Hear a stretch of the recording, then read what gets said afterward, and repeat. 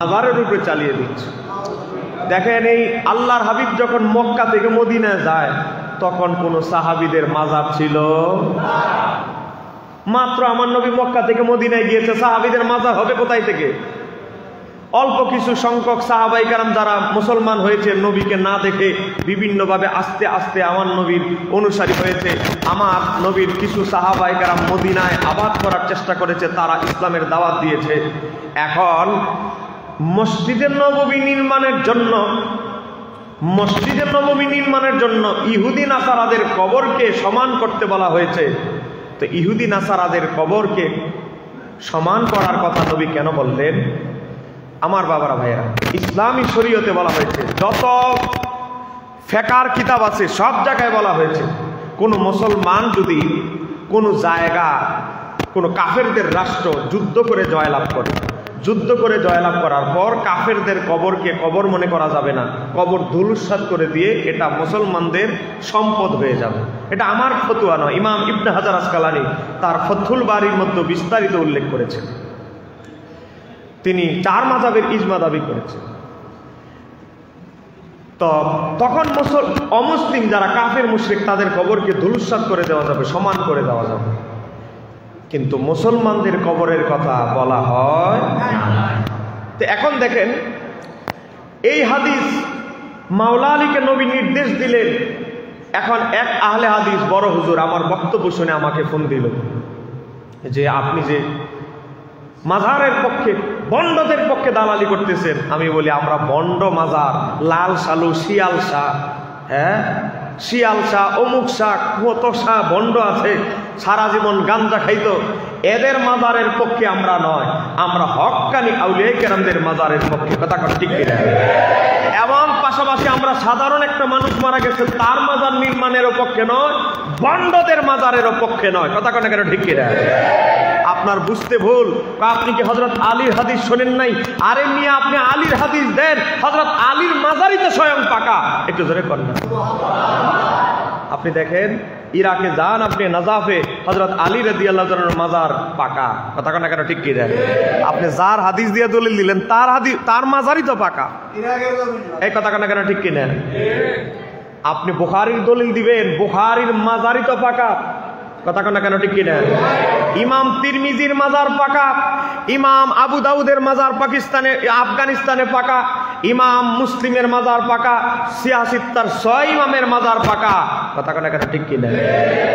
আজকে বুখারী, মুসলিম, আবু দাউদ, তিরমিজি, নাসাই যেই কিতাবের উপরে ইসলাম টিকে আছে, যাদের কিতাব থেকে আমরা হালাল হারাম নির্ধারণ করি, যেই সমস্ত হাদিসের ইমামদের থেকে, তাদের মাজার পাকা। আপনি যদি ভাঙতে হয় তাদের মাজার আগে ভাঙতে হবে। কথা কেন ঠিক কিনা? তাদের বিরুদ্ধে যদি আপনি যান তাহলে দলিল দেওয়া আগে, তাদের কিতাব থেকে দলিল দেওয়া আগে বন্ধ করতে হবে। কথা কেন ঠিক কিনা? আপনি দেখেন, আজকে যারা মাজার ভাঙার ঘোষণা দিচ্ছে, আপনাকে রাগ করতেছে? আমার ওয়াজগুলো একটু গরম, আমি সব জায়গায় বলি, দাওয়াত দিলে দিবেন, না দিলে নাই। আমি আমার খাদেমকে বলছি এই মাসে যেন আর প্রোগ্রাম না নেই। 47টা প্রোগ্রাম নিয়েছি, কোনোদিন 3টাও আছে। আমি আর প্রোগ্রাম আর নিতে চাই না, এত প্রোগ্রামের আমার দরকার নাই। আপনারা দেখেন, আপনারা তো আমাকে ঠিকঠাক মতো দেখতে পাচ্ছেন তো ইনশাআল্লাহ? দেখেন আমার মোবাইলে, দেখেন একটা ছবি, এই যে একটা কবরের ছবি দেখতে পাচ্ছেন, আমাদের বাংলাদেশি পাথর নয়, মার্বেল দামি পাথর দিয়া পাকা করা। এটা যার কবর তার নাম হচ্ছে ইবনে তাইমিয়া। আজকে যারা বুকে হাত বাঁধে এভাবে বারবার আঙ্গুল নাচায়, ওয়ালাদ দাল্লিন বলার পরে বলে আমিন, এদের বড় হুজুর ইবনে তাইমিয়া, তার কবর দেখেন মার্বেল দামি পাথর দিয়ে পাকা। কথা কেন ঠিক কিনা? যদি মিথ্যা প্রমাণ করতে পারো এই কবর উনার নয়, জিব্বাটা কেটে ফেলবো। কোন দিন চট্টগ্রাম নয়, বাংলাদেশের আনাচে কানাচে কোথাও মাহফিল করবে না। এখানে শেষ নয়, আরেকটা কবর দেখেন, একেবারে নেম প্লেটের নাম সহ লেখা। এই ব্যক্তি, এই কবরে যিনি আছেন তার নাম হচ্ছে ইবনুল কাইয়ুম জাওজি, ইবনে তাইমিয়ার ছাত্র। আমাদের ওয়াহাবি কওমি জামাতের ভাইরা, কওমি ভাইদের, আহলে হাদিস ভাইদের বড় হুজুর ইবনুল কাইয়ুম জাওজি, তার কবর এটা। মার্বেল দামি পাথর দিয়ে, স্পেন থেকে পাথর এনে দামি পাথর দিয়ে ওনার মাজার পাকা। ওরে বাবা, শাহজালালের মাজারের দিকে তোমাদের সমস্যা। গত কয়েকদিন আগে শাহপরানের মাজারে গিয়েছে, পরশুদিন শাহপরানের মাজারে গিয়েছে, তারা ভাঙচুর করার জন্য তখন ঢাকা থেকে বড় বড় এদের বড় মাথা যারা, তারা ফোন দিয়ে বলে শাহজালাল শাহপরানের মাজারে যদি আক্রমণ করো তাহলে গোটা বাংলাদেশের মানুষ আমাদের দিকে খেপে যাবে। কয় আচ্ছা ঠিক আছে। তখন তারা মদ পাল্টিয়ে বলে কয় এখানে গাঞ্জা, আসর, গান বাদ্য করা যাবে না। প্রথমে কিন্তু গিয়েছিল মাজার ভাঙার জন্য, তখন উপর মহল থেকে যখন তাদের হুজুররাই বলতেছে অবস্থা খারাপ হয়ে যাবে, থামো, এখানেই থামো, তখন তারা পরিবর্তন করেছে তাদের সিদ্ধান্ত। আমার বাবারা ভাইয়েরা, যাদের উসিলায় বাংলাদেশে ইসলাম এসেছে, তাদের মাজারে যারা আঘাত দিতে চায়, তাদের বড় হুজুরদের তাদেরকে একটা নসিহত করব, মাজার ভাঙা যদি সোয়াবের কাজ হয়, পাথর দিয়ে পাকা করার কারণে যদি মাজার ভাঙা সোয়াবের কাজ হয়, মার্বেল পাথর দিয়ে যে তোমাদের বড় হুজুরদের মাজার পাকা করা, আগে সবার আগে এই সোয়াবের কাজটা তোমাদের বড় হুজুরের মাজার ভেঙে শুরু করা উচিত। কথা কেন কেন ঠিক কিনা? আজকে দলিল দেয় আমাকে বিভিন্ন এই আহলে হাদিসেরা, দলিল দেয় বাতিলেরা, কি ইবনে হাজার আসকালানির কিতাব দিয়ে। আরে বাবা, ইবনে হাজার আসকালানির মাজারই তো পাকা। যারা মিশর আজারে পড়ে, আমাদের হুজুরের, আমাদের কাজী আবু জাফর সাহেবের উনার শাহজাদা মিশর আজারে পড়ে, আপনি ভিডিও কলে দেখতে পারবেন হযরতে ইমাম ইবনে হাজার আসকালানির মাজার পাকা। নবম শতাব্দীর মুজাদ্দিদ, যার কিতাব না পড়লে কওমি মাদ্রাসায় বলেন, আলিয়া মাদ্রাসায় বলেন, আহলে হাদিসের মাদ্রাসা বলেন, কোন মাদ্রাসার ছাত্র আলেম হতে পারে না। তার নাম ইমাম জালালউদ্দিন সুয়ুতী, তার মাজার পর্যন্ত পাকা। একটু জোরে কর না মারহাবা। আমার বাবারা ভাইয়েরা, এখন দেখেন আজকে কি চলতেছে। আজকে নিজেদের হুজুরদের মাজারের বেলা ঠিক আছে, শুধু শাহজালাল আর শাহপরানের মাজারের ব্যাপারে হলেও আপনাদের অ্যালার্জি খাইয়া নেই। আমার বাবারা ভাইয়েরা, কেউ যদি মাজারে ভণ্ডামানি করে, মাজারে লাল সুতা বাঁধে, মাজারে উল্টা পাল্টা কাজ করে, তাহলে আমরা কি করব? মুমিন হিসাবে খারাপ কাজকে আমরা হাত দ্বারা প্রতিহত করব, হাত দ্বারা না পারলে জবান দ্বারা প্রতিবাদ করব। কথা কথা কেন ঠিক কিনা? জবান দ্বারা না হলে, অন্তর থেকে ক্ষমতা না থাকলে জবান দ্বারাও না পারলে অন্তর থেকে ঘৃণা করব, কিন্তু মাজার ভেঙে ফেলতে হবে, এই কথা তোমরা পাইলা কই? কথা কথা কেন ঠিক কিনা? দেখেন, এই গোটা ভারতীয় উপমহাদেশের যত দেওবন্দি কওমি মাদ্রাসা আছে, যেমন হাটহাজারী মাদ্রাসা, আপনাদের এই যে পটিয়া মাদ্রাসা, এই যে বড় বড় কওমি মাদ্রাসা, সব কওমি মাদ্রাসাগুলো পরিচালিত হয় দারুল উলুম দেওবন্দের অনুসারে। এই দারুল উলুম দেওবন্দের যিনি প্রতিষ্ঠাতা, তার নাম হলো মাওলানা কাসেম নানুতুবি। বলেন, মাওলানা কাসেম নানুতুবি। দেখেন, আমি যদি ভুয়া তথ্য দিয়ে যাই, যাওয়ার পরে খাতিরের দরকার নেই, এখানে ধরবেন। দেখেন লেখা আছে, মাজার মোবারক, হুজুর পাশে বসা, মাজার মোবারক হুজ্জাতুল্লাহি ফিল আরদি ইমামুল আকবার। এরপরে বলতেছে মাওলানা মোহাম্মদ কাসেম নানুতুবি কুদ্দিসা সিরহুল আজিজ, দারুল বাগে দারুল উলুম দেওবন্দ। দেখেন, ফাঁকা করা গোটা কওমিদের বড় হুজুর, যিনি কওমি মাদ্রাসার যিনি প্রথম প্রতিষ্ঠাতা মাওলানা কাসেম নানুতুবি, তার কবর যদি পাকা হয়, তার কবর পাকা কবর হলেই যদি ভাঙা সোয়াবের কাজ হয়, সবার আগে আপনাদের বড় হুজুরটা দিয়ে স্টার্ট করা দরকার। কথা ঠিক কিনা? এক কথা কথা কেন ঠিক কিনা? আবার লেখছে দেখেন, মাজার মোবারক। আমরা কোনো অলিয়া উলিয়ার যদি কই মাজার শরীফ, মাজার শরীফ, আবার মাজার আবার শরীফ কি? মাজার আবার শরীফ মানে পবিত্র, মাজার আবার কি? তো নিজেদের হুজুরদের কবরের পাশে লেখছে মাজার মোবারক, শরীফের উপরেরটা লিখে বসছে। তো নিজেদের বেলা ফতুয়া ঠিক, শুধু শাহজালাল শাহপরানের বলে ফতুয়া আরেকটা। এক মুখে যারা দুই ফতুয়া দেয়, তাদেরকে কি মুনাফিক ছাড়া কিছু বলা যায়? যারা বলেন আর কিছু বলার সুযোগ আছে? এটা আমি ভূমিকা হিসাবে বললাম, কারণ পরিস্থিতি খুব খারাপ। আমাদের আউলিয়া কেরামদের আশিক যারা, আমরা ঐক্যবদ্ধ হতে হবে। কথা কোন ঠিক কিনা? এবার আসেন, আমরা এই যে মাহফিল, ঈদে মিলাদুন্নবীর স্মরণে মাহফিল, পবিত্র ঈদে মিলাদুন্নবী সাল্লাল্লাহু আলাইহি সাল্লাম উদযাপন কমিটির উদ্যোগে এই মাহফিল, বিশেষ করে আজকে মাহফিলের শুরুতে আজকে মেহমানে খুসুসি ওনার শুকরিয়া আদায় করছি। হালিশহর দরবার শরীফের বর্তমান হুজুর কেবলার একমাত্র সাহেবজাদা, দরবার শরীফের ভবিষ্যৎ কর্ণধার আওলাদ রাসূল সাল্লাল্লাহু আলাইহি ওয়াসাল্লাম হযরতুল আলহাজ মাওলানা সৈয়দ মোহাম্মদ সিরাজুল মুস্তাফা মাদ্দাজুল্লাহ আলী হুজুর চলে এসেছেন না? হুজুর ইনশাআল্লাহ কিছুক্ষণ পরে আসবেন, ইনশাআল্লাহ আপনাদের জন্য মোনাজাত দোয়া করবেন ইনশাআল্লাহ। আজকের বিশেষ বক্তা হিসেবে ছিলেন মাওলানা বদরুল হক মনিরি সাহেব, আরবি মুদারিস বখতিয়ারপাড়া চারপীর আউলিয়া ফাজিল মাদ্রাসা। সমাপনী বক্তব্য রাখবেন আলহাজ মাওলানা মোহাম্মদ ওসমান গনি সাহেব, প্রধান পৃষ্ঠপোষক ঈদে মিলাদুন্নবী ইসলাম উদযাপন পরিষদ। তো আজকে আমাকে একটা বিষয় দেওয়া হয়েছে, বিষয়টাই হলো আউলিয়া কেরামদের সাথে সম্পর্কিত। এই জন্য শুরুতে একটু আউলিয়া কেরামদের কথা বললাম, যেহেতু সুফিয়া কেরামদের সাথে সম্পর্কিত আমাকে একটা বিষয় দেওয়া হয়েছে।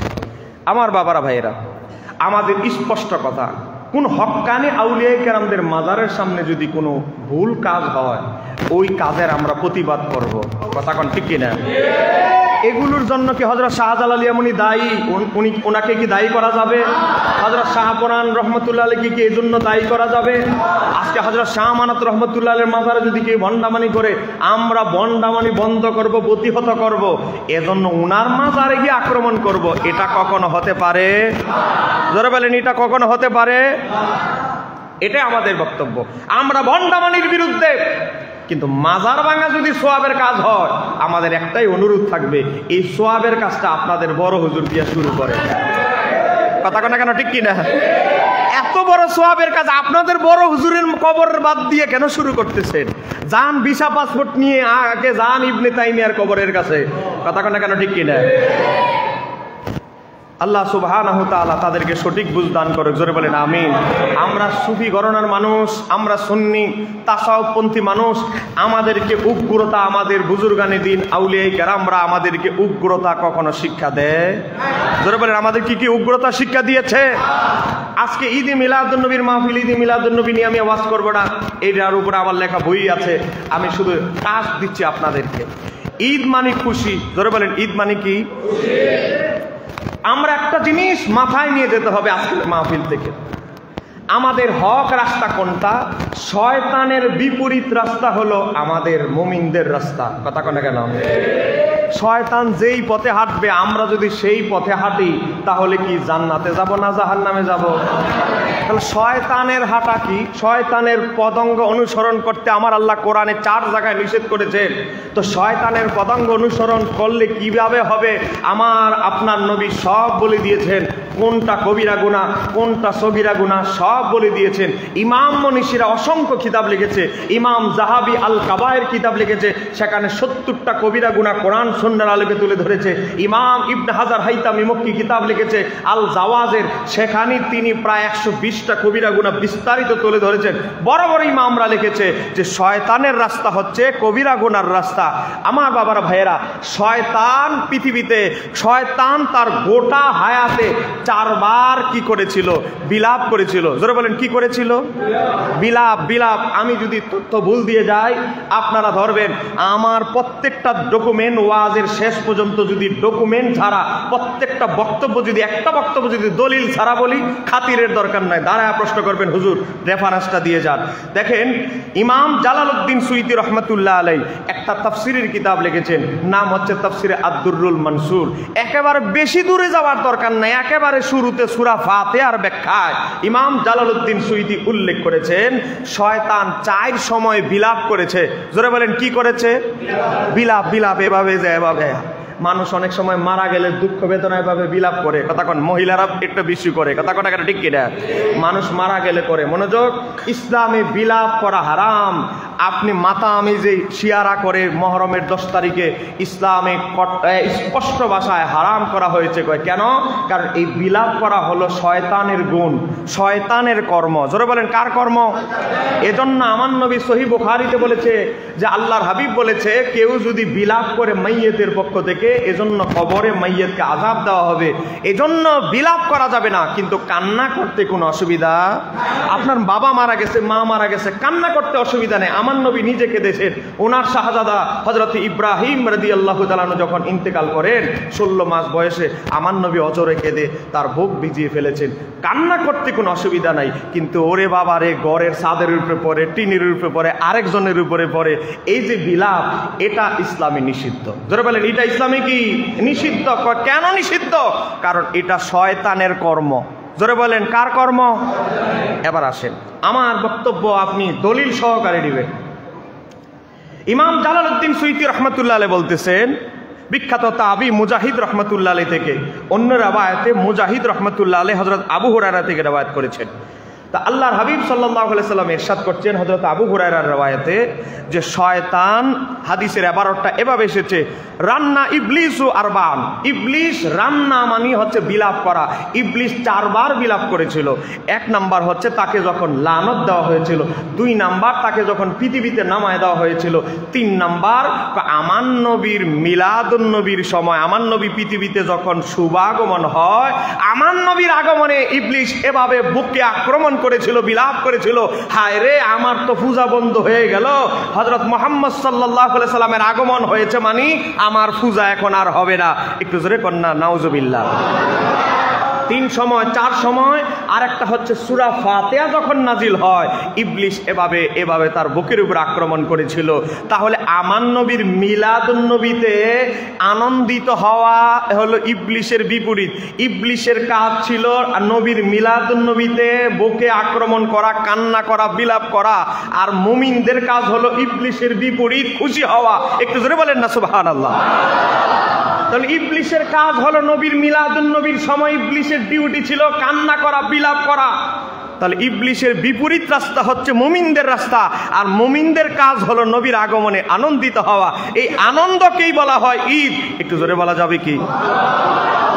আর কোন দলিলের দরকার আছে? পারলে খণ্ডন করো। আমি বহু ওয়াহাবীদেরকে বলছি হিম্মত থাকলে খণ্ডন করেন।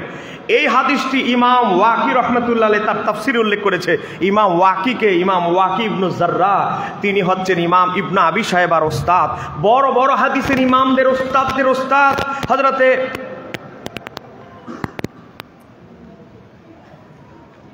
এই ফোনটা ধরে একটা জরুরি একটা বড় আলেম বলো হুজুর মাহফিলে আছে। আপনারা কি আমার কথা বুঝতে পারছেন ইনশাআল্লাহ? দেখেন এই হাদিসটি বর্ণনা করেছেন 69 জন ইমাম। একটু জোরে কর না মারহাবা। 69 জনের তালিকা দিতে গেলে আমার অনেক সময় লাগবে, সব আমার মোবাইলের নোটবুকে রেখেছি, শুধু আমি 5-7 জন ইমামের নাম বলছি। ইমাম ওয়াকি ইবনু জাররা তার তাফসিরের মধ্যে উল্লেখ করেছেন। ইমাম ওয়াকি থেকে ইমাম ইবনে আবি শায়বা হাদিস নকল করেছে।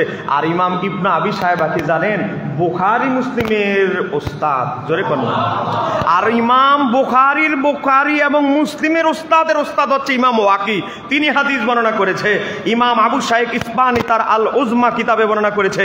ইমাম ইবনে আনবারি রাহমাতুল্লাহ আলাইহি তার আল মাসাহিব কিতাবে বর্ণনা করেছে।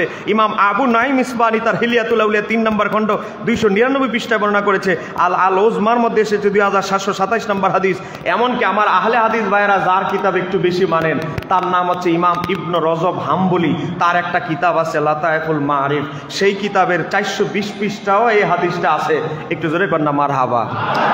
তাহলে নবীর আগমনে বিলাপ করা, কান্না করা, সুখ প্রকাশ করা, সুখ করা এটা আমাদের মুমিনদের কাজ নয়, ডিউটি নয়। এই ডিউটি হচ্ছে ইবলিসের। কথা কনা কেন ঠিক কিনা? এখন আমি এই কথাটা কেন বললাম তার কারণ হচ্ছে আজকে রবিউল আউয়াল মাস আসলে আমাদের কিছু ভাইদের অ্যালার্জি খাজ্জানি শুরু হয়ে যায়। কোন নবীর 12ই রবিউল আউয়াল নবীর যেমন মিলাদুন নবীর সময় মিলা খুশির জিনিস, পাশাপাশি 12ই রবিউল আউয়ালের তো নবীর ইন্তেকালও হয়েছে, তো এটা তো আবার কষ্টেরও বিষয়। যখন আনন্দ আছে তেমন আবার কষ্ট আছে। আপনারা খালি একদিক পালন করেন, আনন্দটা খালি হন, খুশি হন নবীর আগমনে। তো এই দিন যে উনি মারা গেলেন এটা যে দুঃখের ব্যাপার, এটা তো কষ্টের ব্যাপার। আপনারা তো কষ্ট সুখ টুক কিছু পালন করেন না, শুধু একটা নিয়ে আছেন আরেকটা নিয়ে নাই। একটু জোরে কন্যা নাউজুবিল্লাহ। আপনারা বলেন নবীর আগমনের দিন 12ই রবিউল আউয়াল সুখ পালন করা, বিলাপ করা, এটা কি মুমিনদের ডিউটি না শয়তানের? আমি কিন্তু আরবি সহ হাদিস সহ সনদ সহ বললাম। আমার বাবারা ভাইয়েরা গভীরভাবে লক্ষ্য করেন, আমরা নবীর উফাত দিবস, উফাতুন নবী উফাত দিবস পালন করি না। কেন? 1 নম্বর কারণ হচ্ছে 3 দিনের বেশি শোক প্রকাশের অনুমতি ইসলাম দেয়। একটা মহিলার জন্য ভিন্ন বিষয়। একটা মহিলা তার স্বামী মারা গেছে, সেটা তার ইদ্যত হিসাবে 4 মাস 10 দিন, এটা তার জন্য আলাদা হিসাব। একটা মুসলমান হিসাবে, পুরুষ মানুষ আমরা হিসাবে আম মানুষ হিসাবে একটা মানুষ দুনিয়া থেকে ইন্তেকালের পরে 3 দিনের পরে আর শোক পালন করার অনুমতি ইসলাম দেয়। এই কারণে এই যে শিয়ারা যারা মাতাম করে, হায় হোসেন করে, রক্ত ঝরায়, আমরা তাদেরকে আমরা সমর্থন করি না। কেন? কারণ আমরা হযরত ইমাম হুসাইনের ঐতিহ্য আলোচনা করি, উনার শান আলোচনা করি, উনার কারবালা থেকে কি শিক্ষা তা আলোচনা করি, কারবালার মহত্ব গুরুত্ব আলোচনা করি। কিন্তু শিয়াদের মতো আমরা এভাবে শোক পালন, রক্ত ঝরানো, শরীরে আঘাত করা শোক আমরা পালন করি না। তো এরাই আবার শিয়াদেরকে গালাগালি করে, শিয়ারা 3 দিন পরে আবার কিসের হুসাইনের শোক পালন করে। আবার এদিক দিয়ে সুন্নিদেরকে গুতা দেওয়ার জন্য কয় 12 রবিউল আউয়ালে তো দুঃখের দিন, এই দিন তো শোকেরও দিন। তো শোকের দিন আবার আপনারা হাসেন, কাঁদেন, হাসেন, জুলুস করেন, আনন্দিত হন, ঈদ উদযাপন করেন, সুখ পালন করেন না। আরে এদিক দিয়ে তোমরা শিয়াদের গুতা দাও সুখ পালনের জন্য, আবার মিলাদুন্নবীর মাস আসলে সুন্নিদের গুতা দাও মিলাদুন্নবীর বিরোধিতার জন্য। এক মুখে 2 কথা, 2 রকম ফতুয়া যারা দেয় তাদের কি সঠিক আলেম আমরা বলতে পারি? মহরম মাসে ফতুয়া চালান একটা, মহরম যাওয়ার পর সফর আসে, সফরের পরে যখন রবিউল আউয়াল আসে আমাদের দিকে গুতা দেয় আমরা যারা মিলাদুন্নবী পালন করি। আমার বাবারা ভাইরা, আমাদের দ্বিতীয় জবাব, আমার নবী মরা নবী না হায়াতুন নবী? আমার বাবারা ভাইয়েরা, আমার নবী যে হায়াতুন নবী, এটা যেমন কোরআন হাদিস দ্বারা প্রমাণিত, ঐতিহাসিকভাবে প্রমাণিত, ঐতিহাসিকভাবে অসংখ্য ঘটনা প্রবাহ প্রমাণিত। আমার নবী রওজা শরীফে হায়াতুন নবী, কোনো সন্দেহ। আপনারা জানেন, এখানে যারা আনোয়ারা আশিক রাসূল ভাইয়েরা, আপনারা জানেন আল্লাহর হাবিবের দেহ মোবারক ইহুদিরা চুরি করতে চেয়েছিল। আমার নবীর খবর আছে না নাই? এত পৃথিবীতে লোক, বাংলাদেশে মুসলমান, আফগানিস্তান, পাকিস্তান, বসরা, ইয়ামান, মক্কা, মদিনা, এত পৃথিবীতে মুসলমান। হযরতে আল্লাহর হাবিব সাল্লাল্লাহু আলাইহি সাল্লাম কাউকে স্বপ্নে দেখা দিলেন না যে এই দায়িত্বটা পালন করতে পারবে, শুধু তাকে জিয়ারত দিলেন। আর সে কে? বাদশা নুরউদ্দিন জঙ্গি। নুরউদ্দিন জঙ্গি, তোমার হাবিব কষ্টের মধ্যে আছে আর তুমি আনন্দের মধ্যে আছো, তুমি তোমার হাবিবের রওজার দিকে একটু খেয়াল করো। একটু জোরে কর না। 1003 দিন স্বপ্ন দেখলেন সুলতান নুরউদ্দিন জঙ্গি, কিন্তু ব্যাখ্যা স্বপ্ন এমন কঠিন স্বপ্ন, উনি বুঝতে পারতেছে না আসলে নবী কি বুঝাইতে চাচ্ছে। 3য় মাত্রায় 3য় দিন স্বপ্নে দেখলেন দুইজন ব্যক্তি একটা রওজা মোবারক থেকে বের হয়েছে গাঁটটি নিয়ে। চোর যেমনি চুরি করলে একটা দৌড় দেয় না, চোরের বস্তু নিয়ে, যা চুরি করছে আর কি একটা দৌড় দেয়, যা পাইলাম তাই শুক্রিয়া, দৌড় দেয়। চোরের মতো 2জন ব্যক্তি দৌড় দিল। তখন উনি বুঝতে পেরেছে আল্লাহর হাবিবের রওজা মোবারকে কোনো খতরনাক ডাকাত বা চোর বা কোনো ভয়ানক খারাপ কিছু আল্লাহর হাবিবের রওজার দিকে নজর দিয়েছে। তাও ওনার স্বপ্ন ক্লিয়ার হচ্ছে না। তখন আমার নবী একজন বুজুর্গ, একজন সুফি, সিরা কাপড়, কাপড় সিরা তেরা, একজন কাপড় কর্মজীবী মানুষ, কিন্তু তার কলবে নবীর মহাব্বত আছে। তাকে স্বপ্নে দেখালেন, তুমি যাও নুরউদ্দিন জঙ্গি আমার স্বপ্নটা ক্লিয়ার বুঝতেছে না, তাকে গিয়ে স্বপ্নের ব্যাখ্যা বুঝিয়ে দাও। নুরউদ্দিন জঙ্গির যিনি পিএস তাকে বলতেছে, নুরউদ্দিন জঙ্গি তার সালতানাত, তার দায়িত্ব, খিলাফত দায়িত্ব, সালতানাত তিনি সঠিকভাবে পরিচালনা করছেন না, আমার অভিযোগ আছে ওনার কাছে। তখন নুরউদ্দিন জঙ্গি রহমতুল্লাহ আলাইহির কাছে যখন আসলো, বলে এই বেচারা আবার কই থেকে আসলো? আমি আছি টেনশনে, 3 দিন ধরে স্বপ্ন দেখেছি, স্বপ্নের ব্যাখ্যা আমি ক্লিয়ার করতে পারছি না, তাকে কিছু দিয়া বিদায় করে দাও। সে টাকা চায় না, পয়সা চায় না, কি চায়? আপনার বিরুদ্ধে তার নাকি একটা বিচার আছে, সেই বিচার নালিশ করতে চায়, আমার বিরুদ্ধে নিয়ে আসো। আসলার পরে বললেন যে তুমি কে? আমি একজন ব্যবসায়িক হাড়ি পাতিল বানাই, আমি কর্মজীবী মানুষ। কয় আচ্ছা ঠিক আছে, তো তুমি কেন আমার এখানে এসেছো? আপনি কি আমাকে চিনতে পারেন নাই? গতকালকে যে স্বপ্ন দেখেছেন, স্বপ্নের মধ্যে আল্লাহর হাবিবের পাশে তো আপনি আমাকেও দেখেছিলেন। একটু ধরে বলেন। হ্যাঁ হ্যাঁ হ্যাঁ, তোমার চেহারাটা আমার মনে পড়তেছে, তোমাকে আমি দেখেছিলাম। তখন ওই ব্যক্তি বলতে লাগলো, আল্লাহর হাবিব যে আপনাকে ডিউটি দিয়েছে আপনি কি বুঝেন নাই? আমি তো দায়িত্বটা বুঝতে পারছি না, আল্লাহর হাবিব আমাকে কি বুঝাতে চাচ্ছে? স্বপ্নের মধ্যেই তো বুঝিয়ে দিচ্ছে। স্বপ্নের মধ্যে দিয়ে দেখতে পাচ্ছি 2জন চোরের মতো 2জন লোক দৌড় দিচ্ছে। এই চোরদেরকে ধরার জন্য আপনি মদিনায় যান, চোরদেরকে ধরেন। একটু ধরে বলেন না সুবহানাল্লাহ। তখন সুলতান নুরউদ্দিন জঙ্গি ইহুদিরা চতুর্দিকে গোয়েন্দা লাগিয়ে রেখেছে, তিনি ছদ্মবেশে সিরা টেরা কাপড় পরে ছদ্মবেশে মদিনার উদ্দেশ্যে রওনা দিলেন। ধরতে ধরতে ধরতে অনেক লম্বা ঘটনা আপনারা জানেন। ইমাম সমহুদি কিতাবের নাম ওয়াফাউল ওয়াফা, আজ থেকে 700-600 বছর আগের লেখা ইতিহাস, সেখানের মধ্যে বিস্তারিত ডিটেলস উল্লেখ করেছে। আজ থেকে সুলতান নুরউদ্দিন জঙ্গির জামানার ঐতিহাসিক ইমাম ইবনে আসাকির সুলতান নুরউদ্দিন জঙ্গির সময়ের ঐতিহাসিক, তিনি উল্লেখ করেছে হযরতে সুলতান নুরউদ্দিন জঙ্গি যখন তিনি মদিনা শরীফে গেলেন, কোনো মানুষকে দাওয়াত দিলেন না, মদিনার গভর্নরকে নিয়ে দাওয়াত দিয়েছেন যারা সুফি দার্শনিক যারা, আজকে আমাকে বিষয় দেওয়া হয়েছে সুফি দরবেশ যারা, শুধু তাদেরকে দাওয়াত দিয়েছে। দাওয়াত দেওয়ার পরে স্বপ্নে যে দুইজন বাটপারে দেখছে তাদেরকে আর দেখে না। বলে আপনাদের সুফি দরবেশ যারা আছে সবাই চলে এসছে? সবাই আসছে। না, আমার মনে হয় বাকি আছে। দুইজন সুফি দরবেশ আছে যারা কোনো মানুষের বাড়িতে দাওয়াতে যায় না, বাদশাহ আমির ওমারা ধনী কোনো ব্যক্তির মানুষের কাছে দাওয়াতে তারা যায় না। এই দুইজন সুফিকে আমরা কষ্ট দিতে চাই নাই, তাদেরকে সারা সবারে দাওয়াত দিছি। মনে মনে হযরতে সুলতান নুরউদ্দিন জঙ্গি বলে, এই দুই বাটপার রেকোজার জন্যই তো আমি এখানে আসছি, আসল লোক তো তারাই, তাদেরকে আমার সাথে সাক্ষাৎ করার। চলেন। যখন তিনি তাদেরকে দেখলেন, স্বপ্নের ওই দুই ব্যক্তি আর এই দুই ব্যক্তির আর কোনো ডিফারেন্স নাই। জোরে কন্যা সুবহানাল্লাহ। আমার বাবার ভাইয়েরা, ধরতে ধরতে ধরতে তারা কোন জায়গায় কামরা পেতেছে, কোন জায়গায় তারা থাকার ব্যবস্থা, নবীর রওজা মোবারক থেকে কাছে একটা কামরা, সেখানে তাদের ঘরে গেলেন। রাত্র যখন হবে, সুলতান নুরউদ্দিন জঙ্গি তাদেরকে সরজমিনে ধরার জন্য অপেক্ষা আছেন। তাদের আশেপাশের গোয়েন্দা, ইহুদিরা তো গোয়েন্দা লাগিয়ে রেখেছেন নবীর রওজার আশেপাশে, তখন গোয়েন্দারা বুঝতে পেরেছে যে এটা সুলতান নুরউদ্দিন জঙ্গি।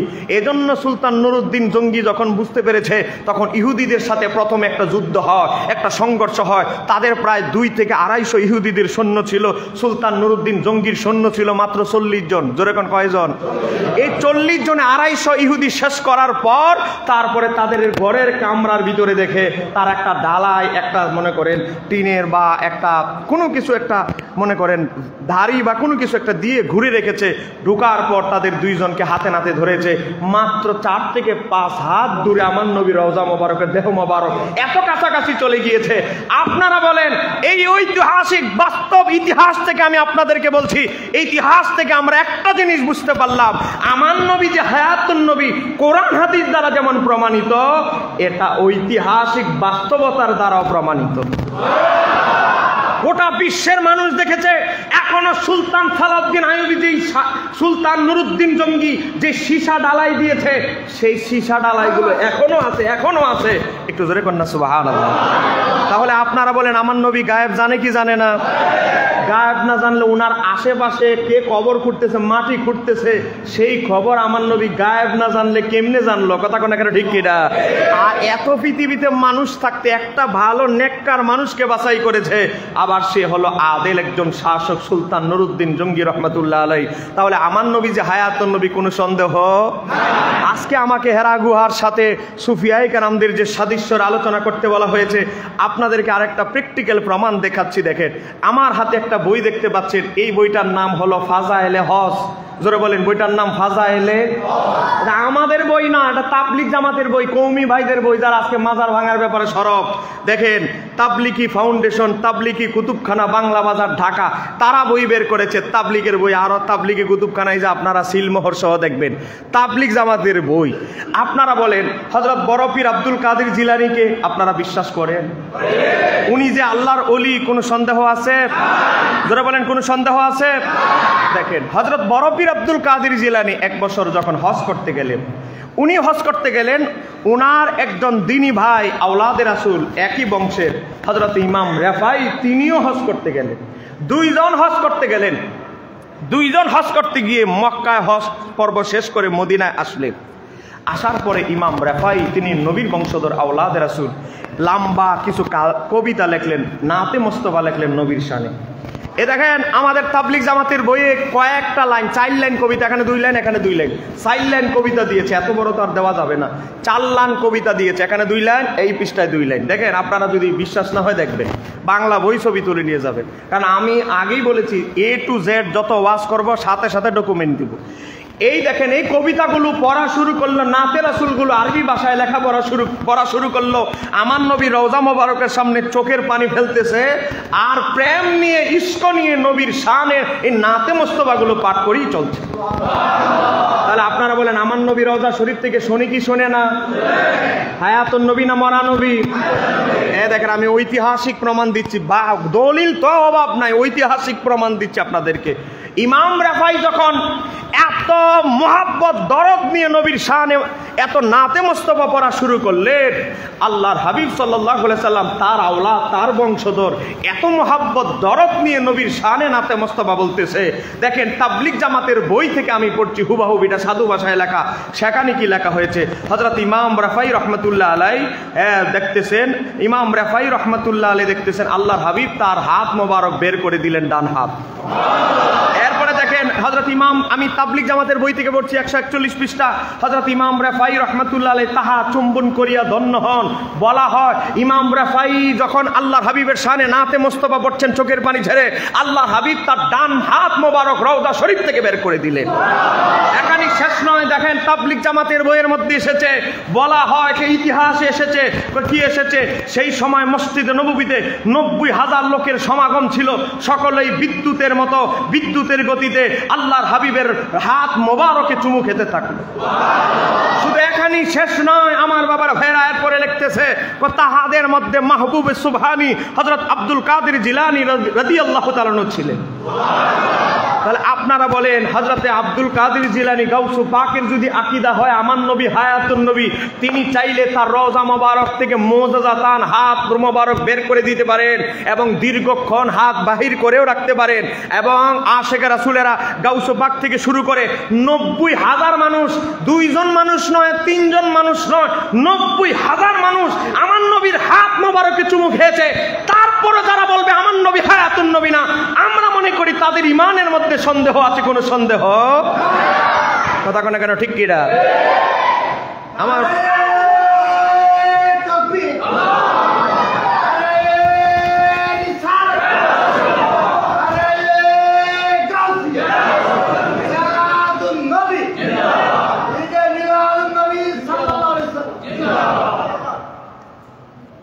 আমার বাবারা ভাইয়েরা, এবার আসেন আমরা একটু ভিন্ন দিকে যাই। আজকে আমার আসতে একটু লেট হয়েছে। কেন? আমি আজকে চাইছিলাম না মাহফিল আসতাম, কিন্তু এটা 12 দিন ব্যাপী হুজুর একজন বক্তা দাওয়াত দেয়। আমার হাত পা সারা শরীরে অ্যালার্জি ভরে গেছে। আগামীকাল মাহফিলটাও চাচ্ছি যে না যাইতে, কিন্তু একটু আগে ফোন দিচ্ছে একজন বক্তা, ওই যে পটিয়া, ওই যে না কি শ্যানপাড়া, সেখানেও একজন বক্তা, অনেক বড় মাহফিল। আসলে রোগ কখন তো বলে আসে না। তো এই যে লঙ্গি খুলে মাত্র পায়জামা পরে আসছে, আবার লঙ্গিটা খুলে তুলতে হবে। তো আপনারা দোয়া করবেন আল্লাহ যেন সুস্থতার সাথে খেদমত করার তৌফিক দান করুক। জোরে বলেন আমিন। মনোযোগ, আমাকে আজকে একটা বিষয় দিয়েছে, আমি হুজুরের সাথে হাসতে হাসতে শেষ। আজকের বিষয়টা অনেক বড় একটা কঠিন বিষয়। আমি বলতে পারি এখানে যতগুলো হুজুরকে বিষয় দেওয়া হয়েছে, আমার বিষয়টা হলো সবচেয়ে বড় কঠিন। একটু জোরে কর না মারহাবা। বিষয়টা আপনারা একটু শোনেন। বিষয় দিয়েছে আজকে হুজুর, নবী করিম সাল্লাল্লাহু আলাইহি সাল্লামের গারে হেরায় অবস্থানের সাথে সুফিয়ায়ে কেরামদের সাধনার সদৃশ্য বর্ণনা করুন। একটু জোরে কর না মারহাবা। আমার নবী উপরে কোরআন নাজিল হওয়ার আগে, নবুয়তের প্রকাশ জাহের করার আগে আমার নবী এক জায়গায় অবস্থান করতেন। সেই জায়গার নাম গারে হেরা। জোরে বলেন গারে। যারা উমরা করতে যায়, হজ করতে যায়, সবাই সেখানে যায়। আমি এই গারে হেরার ভিডিও দেখলেই চোখ দিয়ে পানি আসে। এই গারে হেরায় যুবক মানুষ উঠতে পারে না। আর আমাদের মা খাদিজাতুল কুবরা তার স্বামীর জন্য, আমার নবীর জন্য খাবার নিয়ে কিভাবে চলে যেতেন, এটা কত অসীম ধৈর্য কষ্ট করলে এটা সম্ভব। একটু জোরে কন্যা সুবহানাল্লাহ।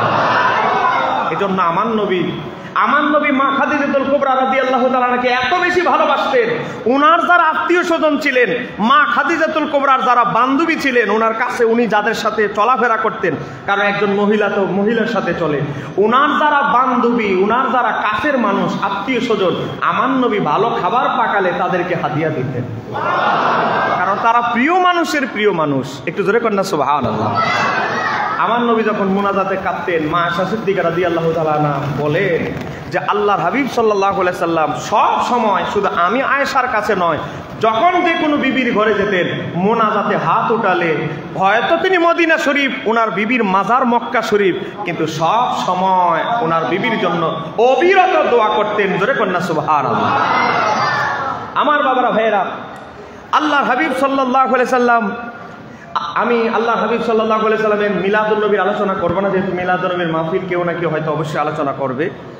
এবার আসেন, আল্লাহর হাবিব সাল্লাল্লাহু আলাইহি সাল্লামের বয়স যখন 25, জোরে বলেন কত? 25 বছর পরিপূর্ণ হয় নাই, কিছু মাস বাকি। মা খাদিজাতুল কুবরা রাদিয়াল্লাহু তাআলা আনহার ব্যবসা পরিচালনার উদ্দেশ্যে তার একজন গোলাম ছিল, তার নাম হচ্ছে মায়সারা। তার সাথে একসাথে হযরতে আল্লাহর হাবিব সাল্লাল্লাহু আলাইহি সাল্লাম বসরা সহ বিভিন্ন দেশে ব্যবসা করতে গিয়েছিলেন। একটু জোরে কন্যা সুবহানাল্লাহ। এখান থেকে আমরা কয়েকটা জিনিস জানতে হবে।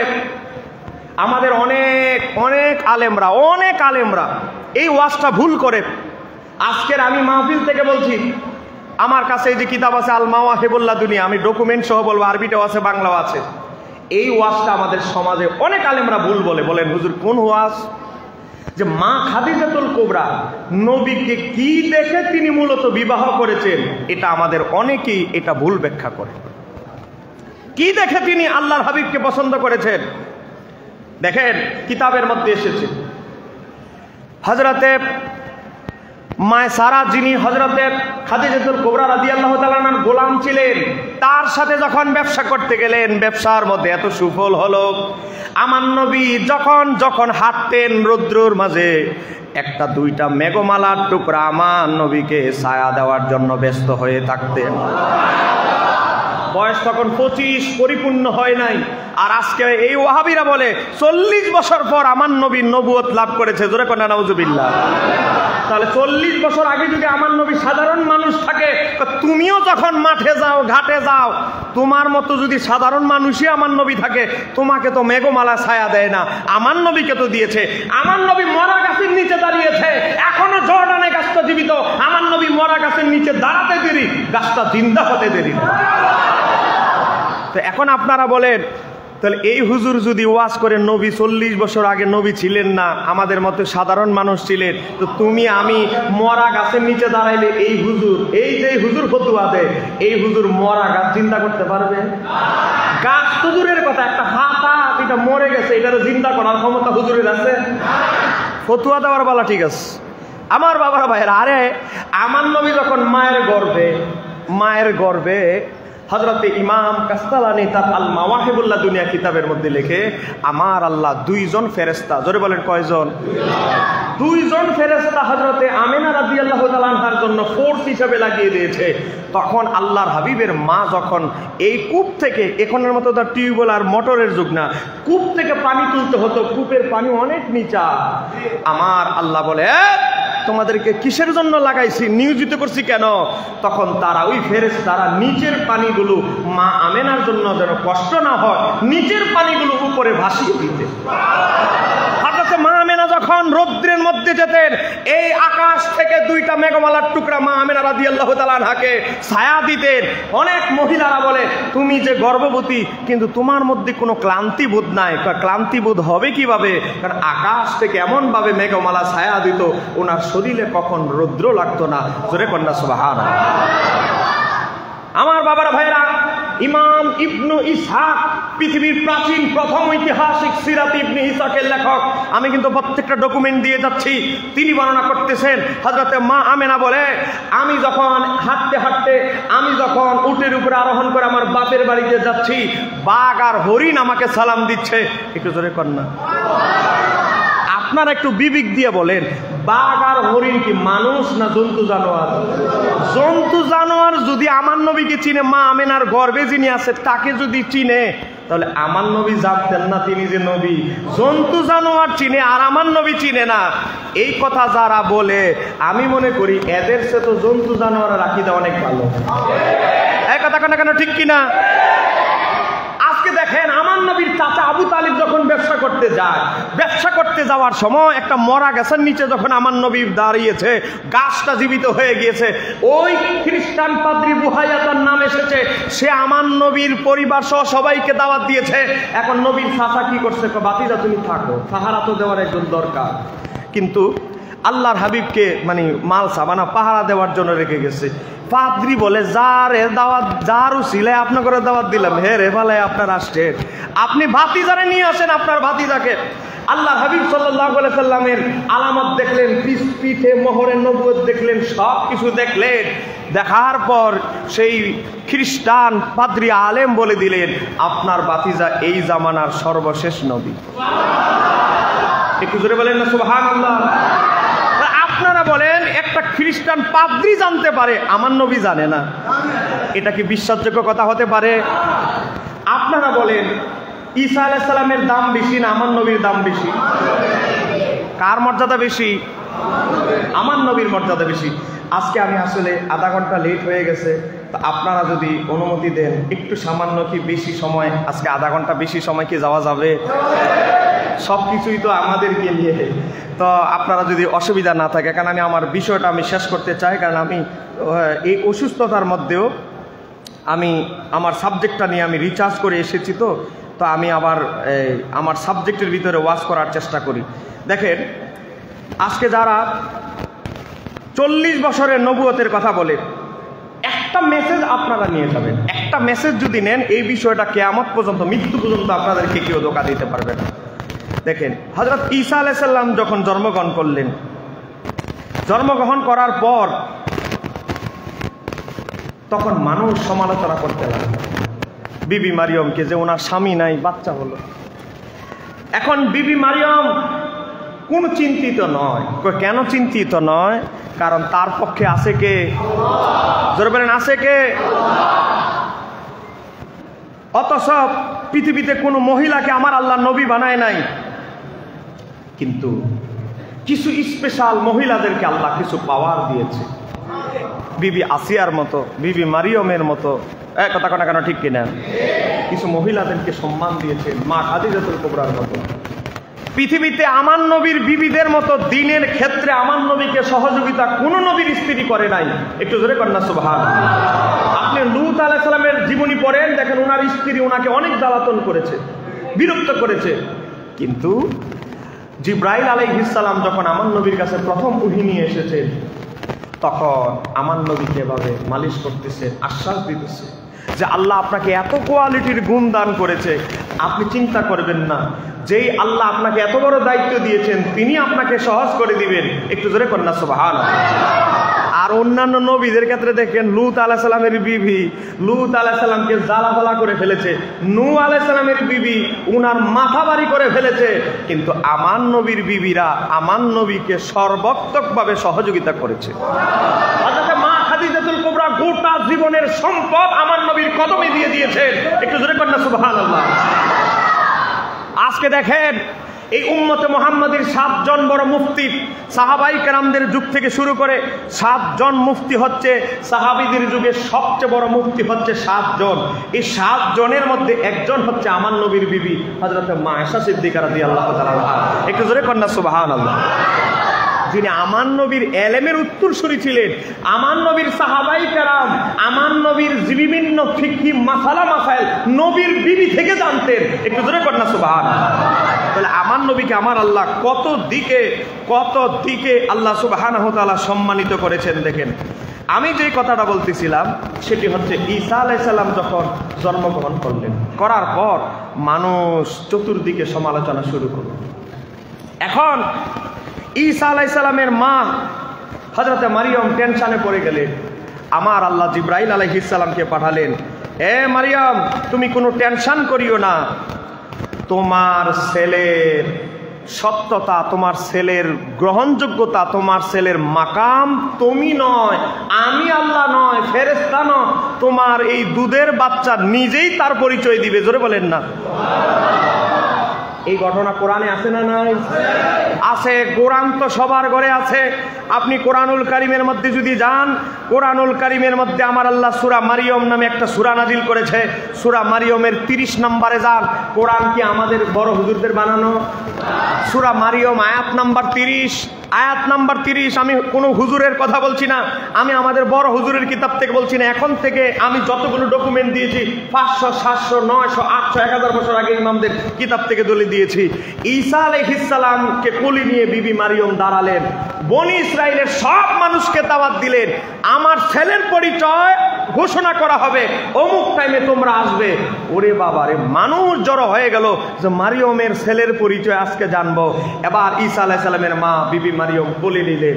এবার ঈসা আলাইহিস সালামের মা বিবি মারিয়ম বলতে লাগলো, ও আমার পুত্র, তোমার পরিচয় তুমি জাতিকে জানায় দাও। একটু জোরে কর না। বয়স তাফসিরের কিতাবে ইমাম জালালউদ্দিন সুয়ুতী দুররে মানসুরে উল্লেখ করেছে, তখন ওনার বয়স হলো 2.5 দিন। জোরে কোন কয় দিন? 2.5 দিন। 2.5 দিন, 2.5 দিনের দুধের বাচ্চা, 2.5 দিন। তখন বেবি মারিয়ম বলার পরে কলা, তখন ঈসা আলাইহিস সালাম উত্তর দিল কি জানেন? ঈসা আলাইহিস সালাম বলতেছে, ইন্নী আব্দুল্লাহ, আমি আল্লাহর বান্দা। একটু জোরে কর না। আমরা আল্লাহকে, রবকে, দিনকে, এগুলো কি দুধের বাচ্চা জানে? এগুলো আমরা শিখাইতে হয়, মক্তবে পাঠাইতে হয়, হুজুরের কাছে পাঠাইতে হয়। কথা কানা কানা ঠিক কিনা?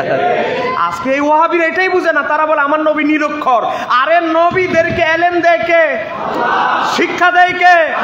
কোন পৃথিবীর কোন মাস্টারের কাছে পড়তে হয় না।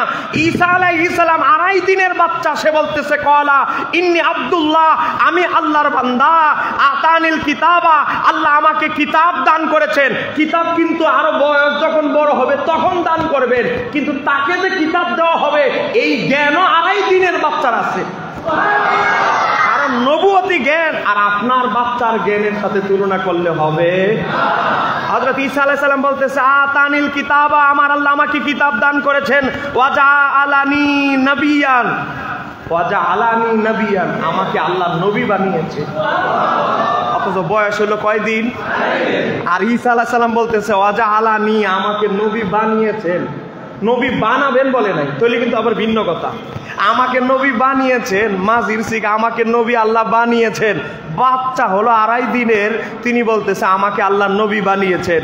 আপনারা এই হুজুররা মুখে বলে আমার নবীর মর্যাদা ঈসা নবীর চেয়ে বেশি, আর এমনি বাস্তবতায় কিন্তু তার আমার নবীর মান সম্মানকে ছোট করে ঈসা আলাইহিস সালামের মান বাড়ানোর চেষ্টা করছে, আর আমার নবীকে ছোট করার চেষ্টা করছে।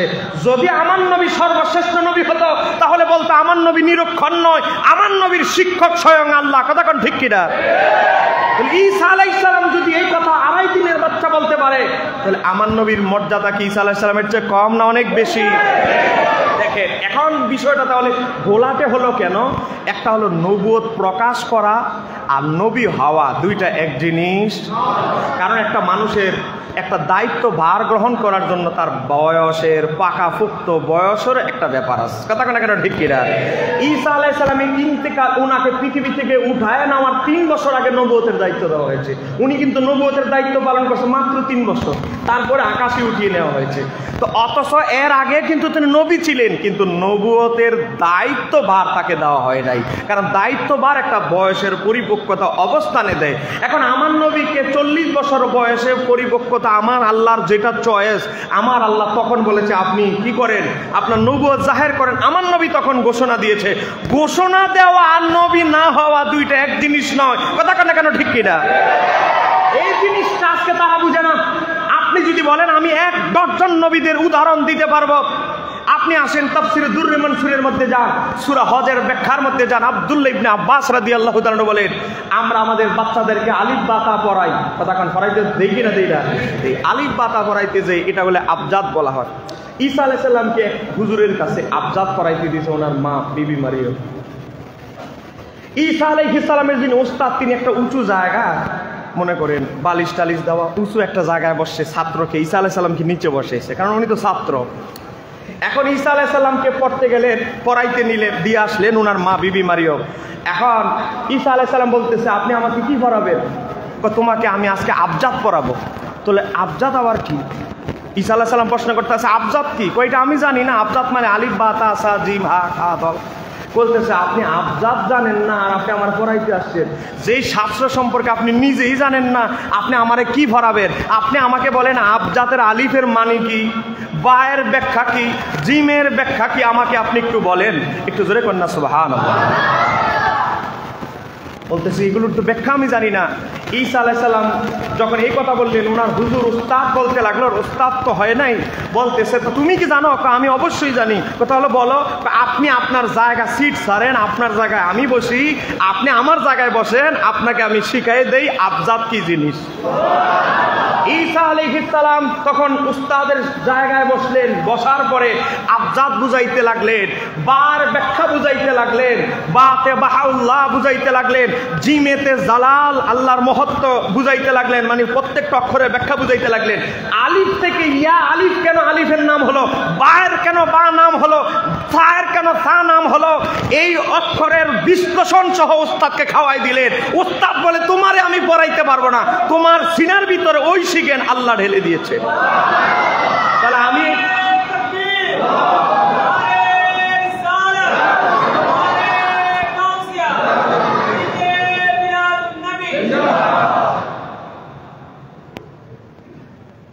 আমার বাবার ভাইরা, যেহেতু সময় নেই, কখনো যদি সুযোগ হয় আলিফ থেকে ইয়ার যে ব্যাখ্যাটা ঈসা আলাইহিস সালাম করেছে সেটার ব্যাখ্যা একদিন বলবো, যদি সুযোগ হয় কখনো। এবার আসেন, তো এখন আমরা কি বুঝতে পারলাম? দেখেন আরেকজন নবীর কথা বলছিলাম, 1 মিনিটে বলতেছি। তার নাম হচ্ছে হযরতে ইয়াহিয়া আলাইহিস সালাম। সূরা মারিয়মের ব্যাখ্যা করতে গিয়ে ইমাম জালালউদ্দিন সুয়ুতী 4th খণ্ড 470 পৃষ্ঠা তাফসিরে দুরুল মানসুরে উল্লেখ করতেছেন, একটু গভীরভাবে শুনবেন। হযরতে ইয়াহিয়া আলাইহিস সালামের বয়স যখন 6 বছর, জোরে বলেন কয় বছর? 6 বছরের একটা বালক বাচ্চা, তিনি মাঠে গিয়েছেন। হযরত আব্দুল্লাহ ইবনে আব্বাস রাদিয়াল্লাহু তাআলা রওয়ায়াত, মুআজ ইবনে জাবাল থেকে এসেছে, ইমাম ইবনে আসাকিরের সনদে 7টা সনদের রওয়ায়াতে এসেছে। কোনটারে জয়ীফ বলবা? একটা জয়ীফ বলে আমরা আরেকটা দেখাবো। 7টা রওয়ায়াতে এসেছে। হযরত আব্দুল্লাহ ইবনে আব্বাস বলেন, কলা কলা রাসূলুল্লাহ সাল্লাল্লাহু আলাইহি সাল্লাম, আল্লাহর হাবিব তার নুরানি জবানে ইরশাদ করছেন। হযরত আল্লাহর হাবিব বলে, কল আল গিলমানু, গিলমান মানে বালক। কয়েকজন বালক এসে ইয়াহিয়া আলাইহিস সালামকে বলতেছে, লি ইয়াহিয়া ইবনে জাকারিয়া, ইয়াহিয়া ইবনে জাকারিয়া হযরত ইয়াহিয়া আলাইহিস সালামকে বলতেছে, চলো চলো আমরা কি করব?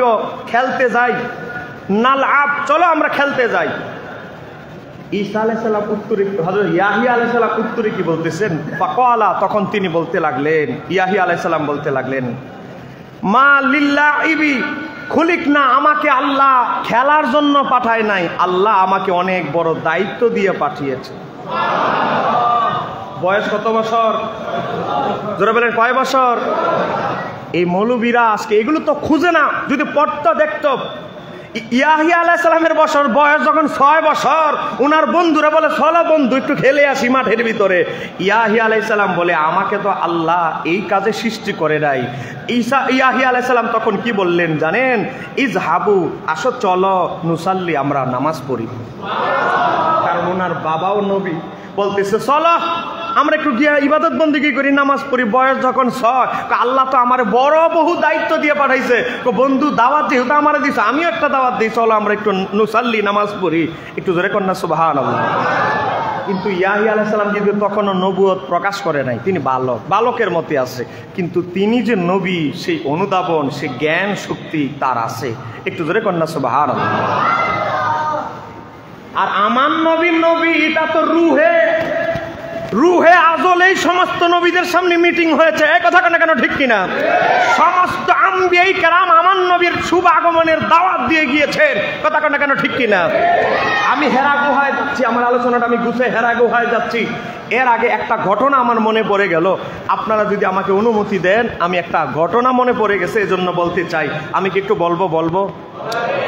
এই কিতাবটা যে দেখতে পাচ্ছেন, এই কিতাবটার নাম হচ্ছে আল খাসায়েসুল কুবরা, লিখেছেন 9ম শতাব্দীর মুজাদ্দিদ ইমাম জালালউদ্দিন সুয়ুতী। 4 তাফসিরে জালালাইন, কওমি মাদ্রাসা, আলিয়া মাদ্রাসা, ফাজিল ক্লাসে, এমনকি আহলে হাদিস, জামাত, সব মাদ্রাসা পড়ানো হয়। তার নাম ইমাম জালালউদ্দিন সুয়ুতী, যিনি জাগ্রত অবস্থায় আমার নবীকে 72 বার দেখেছেন। যার সিনার মধ্যে 2 লক্ষ হাদিস মুখস্থ। আমি একজন লেখক, আমারও 30-32টা বই আছে, কিন্তু আমি বই লিখতে গেলে বহু বই সামনে রেখে লিখতে হয়। কিন্তু ইমাম সুয়ুতী কিতাব লিখতেন কিভাবে লিখতেন জানেন? নৌকায় কাগজ কলম নিয়ে নৌকা দিয়ে সমুদ্রে চলে যেত, বিলের মধ্যে চলে যেত, নদীর মধ্যে চলে যেত, মানুষ যেন ডিস্টার্ব না করে, শুধু কাগজ আর কলম নিতেন। সিনার তো খোলা, কিতাব তো সিনার ভিতরে, কিতাব তিনি লেখা শুরু করেন। অন্যান্য লেখক আর ইমাম সুয়ুতীও লেখক, 2 লেখকে বহু ডিফারেন্স। কথা কন ঠিক কিনা?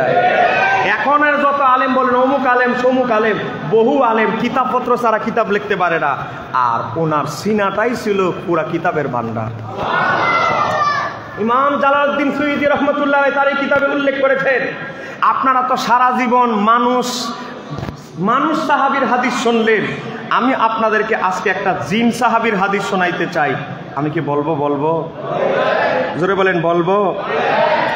ইমাম জালালউদ্দিন সুয়ুতী রহমতুল্লাহ আলাইহি এই ঘটনাটি নকল করেছেন তার প্রথম খণ্ডের 251 নম্বর পৃষ্ঠায়। দেখেন কয়টা কিতাব থেকে আবার আছে, উনি নিজেই তো দলিল। ইমাম ওকাইলের কিতাব থেকে, ইমাম বাইহাকির দালাইলুন নবুওয়াত থেকে, ইমাম আবু নাঈম ইসফাহানির দালাইলুন নবুওয়াত থেকে, 3 জন ইমামের কিতাব থেকে হাদিসটি এনেছেন। হাদিসটা হযরত নাফে থেকে, নাফে আব্দুল্লাহ ইবনে ওমর থেকে, আব্দুল্লাহ ইবনে ওমর ওনার বাবা ইসলামের 2য় খলিফা হযরত ওমর থেকে বর্ণনা করেছে। একটু জোরে কন্যা সুবহানাল্লাহ। দেখেন আমার নবী একবার হযরত ওমরকে, দেখেন হাদিসটা অনেক লম্বা, এই যে দেখেন পুরো 1 পৃষ্ঠা না, 1 পৃষ্ঠার পরে আরো এতটুকু। তো এতটুকু হাদিস তো আমি পরে শোনাইতে গেলে আমার সময় আছে মাত্র অল্প, শেষ হয়ে যাবে। তা আমি সংক্ষেপে ঘটনাটা বলছি। হযরতে আল্লাহ হাবিব সাল্লাল্লাহু আলাইহি সাল্লাম একবার হযরত ওমরকে নিয়ে একটা পাহাড়ে উঠলেন, জাবাল পাহাড়ে উঠলেন। আপনার কি বিরক্ত হচ্ছেন? সারা জীবন তো মানুষ সাহাবীর হাদিস শুনলেন, আজকে একটা জিন সাহাবীর হাদিস বর্ণনা করতেছি, জিনের। আল্লাহর হাবিব সাল্লাল্লাহু আলাইহি সাল্লাম হযরত ওমরকে বলল, ওমর চলো।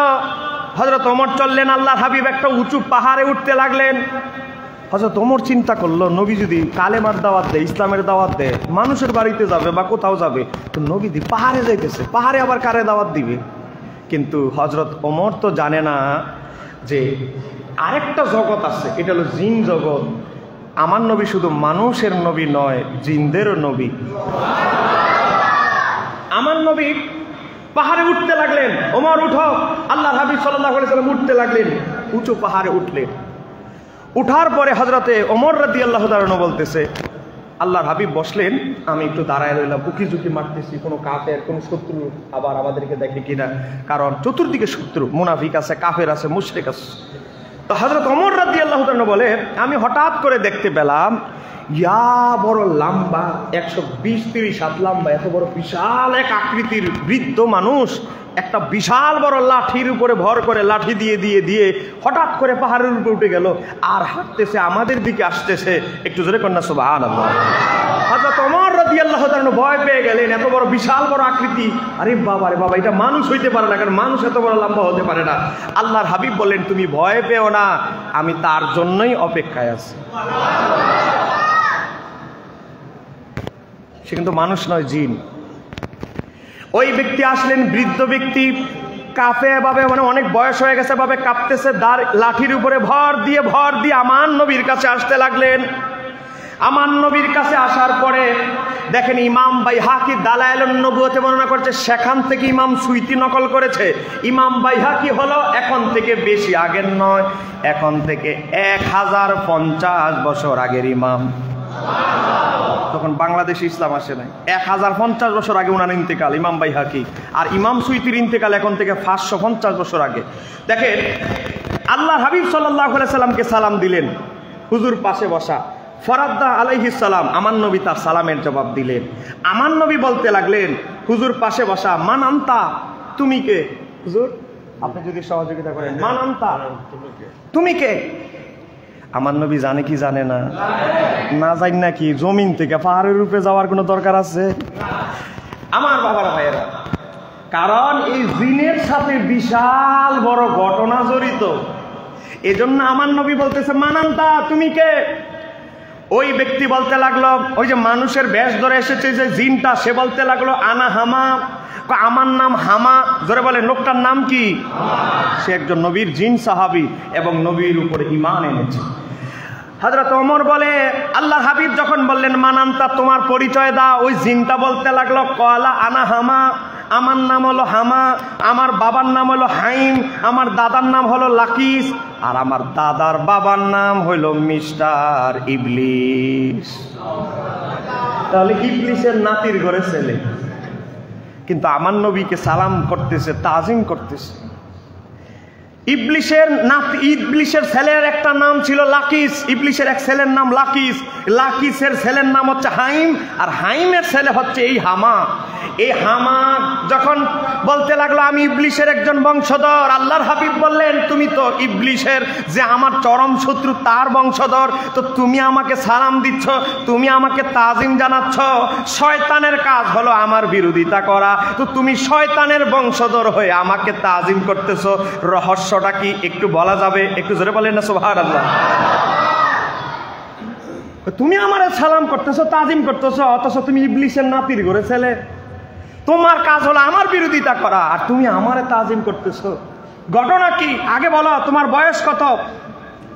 আগে আমার নবী জিজ্ঞাসা করলেন, ইবলিসের নাতির ঘরে ছেলে হলে তো তোমার বয়স, প্রচুর বয়স হয়েছে, হাজার হাজার বয়স তোমার হয়েছে, তোমার আগে বয়সটা আমার জানতে হবে। কলা, ওই হামা বলতে লাগলো, আপনার কি বিরক্ত হচ্ছেন? মাশাআল্লাহ, নারাই তাকবীর, নারাই রিসালাত, খুশুসি মেহমানের আগমন।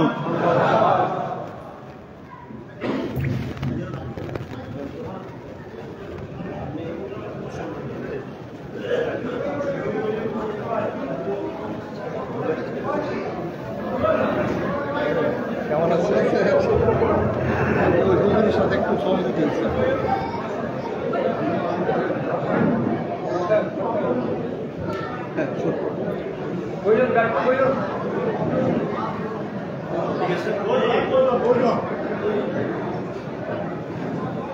সবাই বলি মারহাবা। নবীর বংশের উজ্জ্বল নক্ষত্র আওলাদে ওলি এসেছেন, আপনারা কি খুশি না বেজা? আলা হযরত একবার পালকি দিয়ে যাচ্ছে, পেটের ক্ষুধার কারণে, কারণ আওলাদ রাসূলেরা যাকাত ফিতরা গ্রহণ করতে পারে না, মানুষের কাছে হাত পাততে পারে না আওলাদ রাসূলেরা, নবীর বংশধররা। পালকি দিয়ে আলা হযরতকে নিয়ে যাচ্ছে। আজকে যে আমাকে ওয়াজ দেওয়া হয়েছে মোরাকাবার, হেরা গুহার আলোচনা, আলা হযরত মোরাকাবায় দেখতেছে এখানে একজন আওলাদ রাসূল আছে। তাড়াতাড়ি বলে না, আমাকে নামাও, তাড়াতাড়ি নামাও, এখানে নবীর বংশধর সৈয়দ একজন মানুষ আছে, কে আছে বলো? আল্লাহর কসম আমি বলছি, আমাকে আর কষ্ট দিও না, বলো। একজন চোখের পানি ছেড়ে দিয়ে বলো আমি। কিন্তু আপনি কিভাবে বুঝতে পারলেন? বলেন, আমি দুরূদ শরীফ পড়ে যখন মোরাকাবা করছি, আমার হাবিব বলছে আহমদ রেজা, আমার একজন আওলাদ পেটের কারণে পালকি বহন করছে, আমার আওলাদদের পালকিতে চড়ে তুমি যাচ্ছ, এটা কোন ধরনের আদব? এজন্য আমি পালকি থেকে নেমে গিয়েছি। একটু জোরে বলেন না। যতটুকু জায়গা আলা হযরতকে চড়িয়েছে, তার চেয়ে দ্বিগুণ জায়গা আলা হযরত তাকে পালকিতে চড়িয়ে ঘুরিয়েছে। একজন সৈয়দ জাদার সম্মান আছে না নাই? জোরে বলেন আছে না নাই? হুজুর এসেছেন, আমি একজন অসুস্থ অবস্থায় আছি, আমার জন্য দোয়া করবেন। আমি শেষ করে দিচ্ছি। আমি কি ঘটনাটা শেষ করবো ইনশাআল্লাহ? সারা জীবন তো মানুষ সাহাবীর হাদিস শুনেন, একটু জিন সাহাবীরও হাদিস শোনার দরকার। এখন আল্লাহর হাবিব বললেন, তুমি যদি ইবলিসের নাতির ঘরে ছেলে হও, তোমার বয়স তো বিশাল লম্বা হওয়ার কথা, তোমার বয়স কত আগেটা বলো। আল্লাহর হাবিব যখন প্রশ্ন করলেন, কলা, ওই হামা উত্তর দিতেছে, হামাজিন বলতেছে, কদ আফনাইতু দুনিয়া উমুরাহা ইল্লা কলিলান লায়ালি, বলতেছে গোটা দুনিয়াটার যত বয়স, অল্প কয়েক রাত ছাড়া দুনিয়াটার যত বয়স, আমারও তত বয়স। একটু জোরে কন্যা সুবহানাল্লাহ। তো পৃথিবীটার যত বয়স, অল্প কয়েকটা রাত ছাড়া আমারও বয়স, এত বড় বয়স। আল্লাহর হাবিব অবাক হয়ে বলেন, আচ্ছা তুমি একটু বলো তো, এত লম্বা হায়াত, তোমার মতো হায়াত একমাত্র ইবলিসকে আমার আল্লাহ লম্বা হায়াত দিয়েছে, এটা আল্লাহর ওয়াদা করেছে। তোমার সময়কার কোনো ব্যক্তি তো বেঁচে নাই, কেউ বেঁচে নাই, তুমি এত লম্বা হায়াত কিভাবে পেলে আমাকে একটু বলো। তখন আল্লাহর হাবিব সওয়াল করার কারণে ওই হামা নামক জিন বলতে লাগলো, ইয়া রাসূলুল্লাহ, আমি যখন ইবলিশের অনুগত ছিলাম, আমার দাদার বাবা ইবলিশ, তখন আমিও শয়তান ছিলাম, আমি হাবিল কাবিল দুই ভাইয়ের মধ্যে গুতাগুতি লাগাই দিয়েছি। এই কাজটা আমাকে দেওয়া হয়েছিল, এক বাইরে দিয়ে আরেক ভাইকে হত্যাটা আমি করিয়েছি। করার পর এক ভাই আরেক ভাইকে যখন হত্যা করে মাটির মধ্যে গর্তে পুঁতে রাখলো, আমার বিবেক নাড়া দিল যে আমি কি করলাম, এক বাইরে দিয়ে আরেক ভাইকে মারলাম, কাজটা তো আমি ঠিক করলাম না, আমি জিন হতে পারি, আমার তো আল্লাহর কাছে জবাবদিহি করতে হবে। তখন আমি নূহ আলাইহিস সালামের কাছে গেলাম। জোরে বলেন, কার কাছে? আস্তে আস্তে নূহ আলাইহিস সালামের জমানা আসলো, ওই জমানা শেষ হাবিল কাবিলের। নূহ আলাইহিস সালামের জমানা আসার পর নূহ নবীর কাছে আমি গেলাম, গিয়ে গোটা ঘটনাটা বললাম যে আমি অনুতপ্ত, আমি তখন শয়তান ছিলাম, একটা খারাপ কাজ করে ফেলছি, আমি আল্লাহর রাস্তায় ফেরত আসতে চাই, আপনি একটু আল্লাহকে বলেন, আল্লাহ কি আমাকে ক্ষমা করবে? কারণ হাবিল কাবিলের ঘটনা এটা ঐতিহাসিক ঘটনা, আসমানি সব কিতাবে এসেছে, কোরআনেও এসেছে, কথা কন না কেন, ঠিক কিনা? এই হাবিল কাবিলের ঘটনা কিন্তু ওনার এই হামাজিনের কুমন্ত্রণায় হয়েছে। আমি যখন নূহ আলাইহিস সালামকে কথা বললাম, নূহ আলাইহিস সালাম আল্লাহর দরবারে আরজ করলেন, আল্লাহ বললেন শেষ নিঃশ্বাসের আগ পর্যন্ত আমি জিন এবং ইনসানের তওবার দরজা খুলে রেখেছি। জোরে কন্যা সুবহানাল্লাহ। আমি তওবা করে নূহ আলাইহিস সালামের উম্মত হয়ে গেলাম, একটু জোরে কন্যা সুবহানাল্লাহ। এখন আর আমি ইবলিসে না, ইবলিস আমার প্রতি খেপা, কারণ আমি ইবলিসের লাইন ছেড়ে যুগ দিছি নবীর লাইনে। নূহ আলাইহিস সালামের উম্মত হয়ে গেলাম। নূহ আলাইহিস সালামের বয়স যখন শেষ প্রান্ত হয়ে গেল, নূহ আলাইহিস সালাম মানুষকে ডাকা শুরু করলো, কে আসো আসো, কি কার চাওয়া আছে? দোয়া চাওয়ার আছে, আমার কাছে দোয়া চাও। কারণ নবীরা কখন কে মারা যাবে তার খবর তাদের আছে না নাই? নূহ আলাইহিস সালাম সবার জন্য দোয়া করতেছে, আবার হামারে ডাকছে, ওই যে হামা জিন, মানুষের পর্ব শেষ, আবার জিনের পালা। হামা, সবাই তো আমার জন্য, আমার কাছে কিছু না কিছু দোয়া চাইছে, তো আমার কাছে কিছু একটা চা। তখন হামা এত আদবওয়ালা জিন ছিল, সে বলে আমার কোনো চাহিদা নাই, আমি হামা আপনার জন্য অনেক খেদমত করেছি, আপনি যে নৌকা প্রস্তুত করতে গিয়ে কাঠ আমি অনেক সংগ্রহ করে দিয়েছি, কাঠগুলো আমি অনেক কষ্ট সংগ্রহ করেছি, আমি অনেক আপনাকে যতটুকু খেদমত করেছি, আমি আপনার কাছে কিছু চাই না, আপনার যেটা ভালো মনে হয় এমন একটা দোয়া আপনি আমার জন্য করে দেন। একটু জোরে কন্যা সুবহানাল্লাহ। নূহ আলাইহিস সালাম আল্লাহর দরবারে হাত তুলে দোয়া করলেন, আল্লাহ এই হামার হায়াত তুমি এত লম্বা করে দাও, আমি নূহ আলাইহিস সালামের সালাম যেন আখিরি নবীর কাছে পৌঁছায় দিতে পারে, তার হায়াতটা তুমি এত বড় লম্বা করে দাও। আর একটু জোরে বলেন না সুবহানাল্লাহ। তখন হামা বলতে লাগলো, ইয়া রাসূলুল্লাহ, আমি নূহ আলাইহিস সালামের সালাম আপনার কদমে পৌঁছায় দিচ্ছি, আল্লাহর নবী নূহ এত হাজার বছর আগে আপনাকে সালাম দিয়েছে, আপনি পৃথিবীতে আপনার আগমন হবে, আমি এতদিন ধরে অসুস্থ থাকার কারণে আপনার সাথে দেখা করতে পারি নাই, আজকে বহু কষ্টে আপনার সাথে সাক্ষাৎ করতে এসেছি, নূহ আলাইহিস সালামের সালাম আপনি কবুল করেন। এবার এই হামা বলতে লাগলো, নূহ আলাইহিস সালাম যখন মারা গেল, আমি ইদ্রিস আলাইহিস সালাম, ইব্রাহিম আলাইহিস সালাম, ইসহাক, ইউসুফ সব নবীর খেদমত করলাম। আস্তে আস্তে কিতাবের মধ্যে এসেছে, আমি আস্তে আস্তে ওয়া ইন্নী লাকিতু মুসা ইবনে ইমরান, আমি মুসা আলাইহিস সালামের সাথে সাক্ষাৎ করলাম। তারপরে কিতাবের মধ্যে এসেছে ফাআল্লামানি মিনাত তাওরাত, তিনি আমাকে, এই কথা শুনে আমার এত লম্বা হায়াত, মুসা আলাইহিস সালামের মতো ব্যক্তি আমাকে সব মানুষকে তাড়িয়ে দিয়ে আমি হামা জিনকে আলাদা বসায়া মুসা আলাইহিস সালাম ফাআল্লামানি, আমাকে শিখিয়েছেন মিনাত তাওরাত, তিনি তাওরাত কিতাব মুসা আলাইহিস সালাম আমাকে একা একা বসে বসে শিখিয়েছেন। এবং মুসা আলাইহিস সালাম থেকে শুরু করে সর্বশেষ আস্তে আস্তে আস্তে আস্তে তিনি বলতেছে ওয়া ইন্নী লাকিতু ঈসা, আমি ঈসা আলাইহিস সালামের সাথে সাক্ষাৎ করলাম, ঈসা আলাইহিস সালাম আমাকে আসমানি কিতাব শিক্ষা দিলেন। ঈসা আলাইহিস সালাম থেকে শুরু করে নূহ আলাইহিস সালাম পর্যন্ত, ইয়া রাসূলুল্লাহ, সব নবী আমাকে একটা দায়িত্ব দিয়ে গেছে, হে হামা, আল্লাহর নবী নূহ তোমার জন্য বরকতের দোয়া করেছে, তুমি অবশ্যই আখিরি নবীকে তুমি দেখবে, আখিরি নবীকে না দেখে তুমি মরবে না। আমরা সকল নবীরা তোমাকে ওজিফা দিচ্ছি, দায়িত্ব দিচ্ছি, আমাদের 1,24,000 নবীদের সালাম আখিরি নবীর কদমে পৌঁছায় দেবে। আর একটু জোরে বলেন না সুবহানাল্লাহ।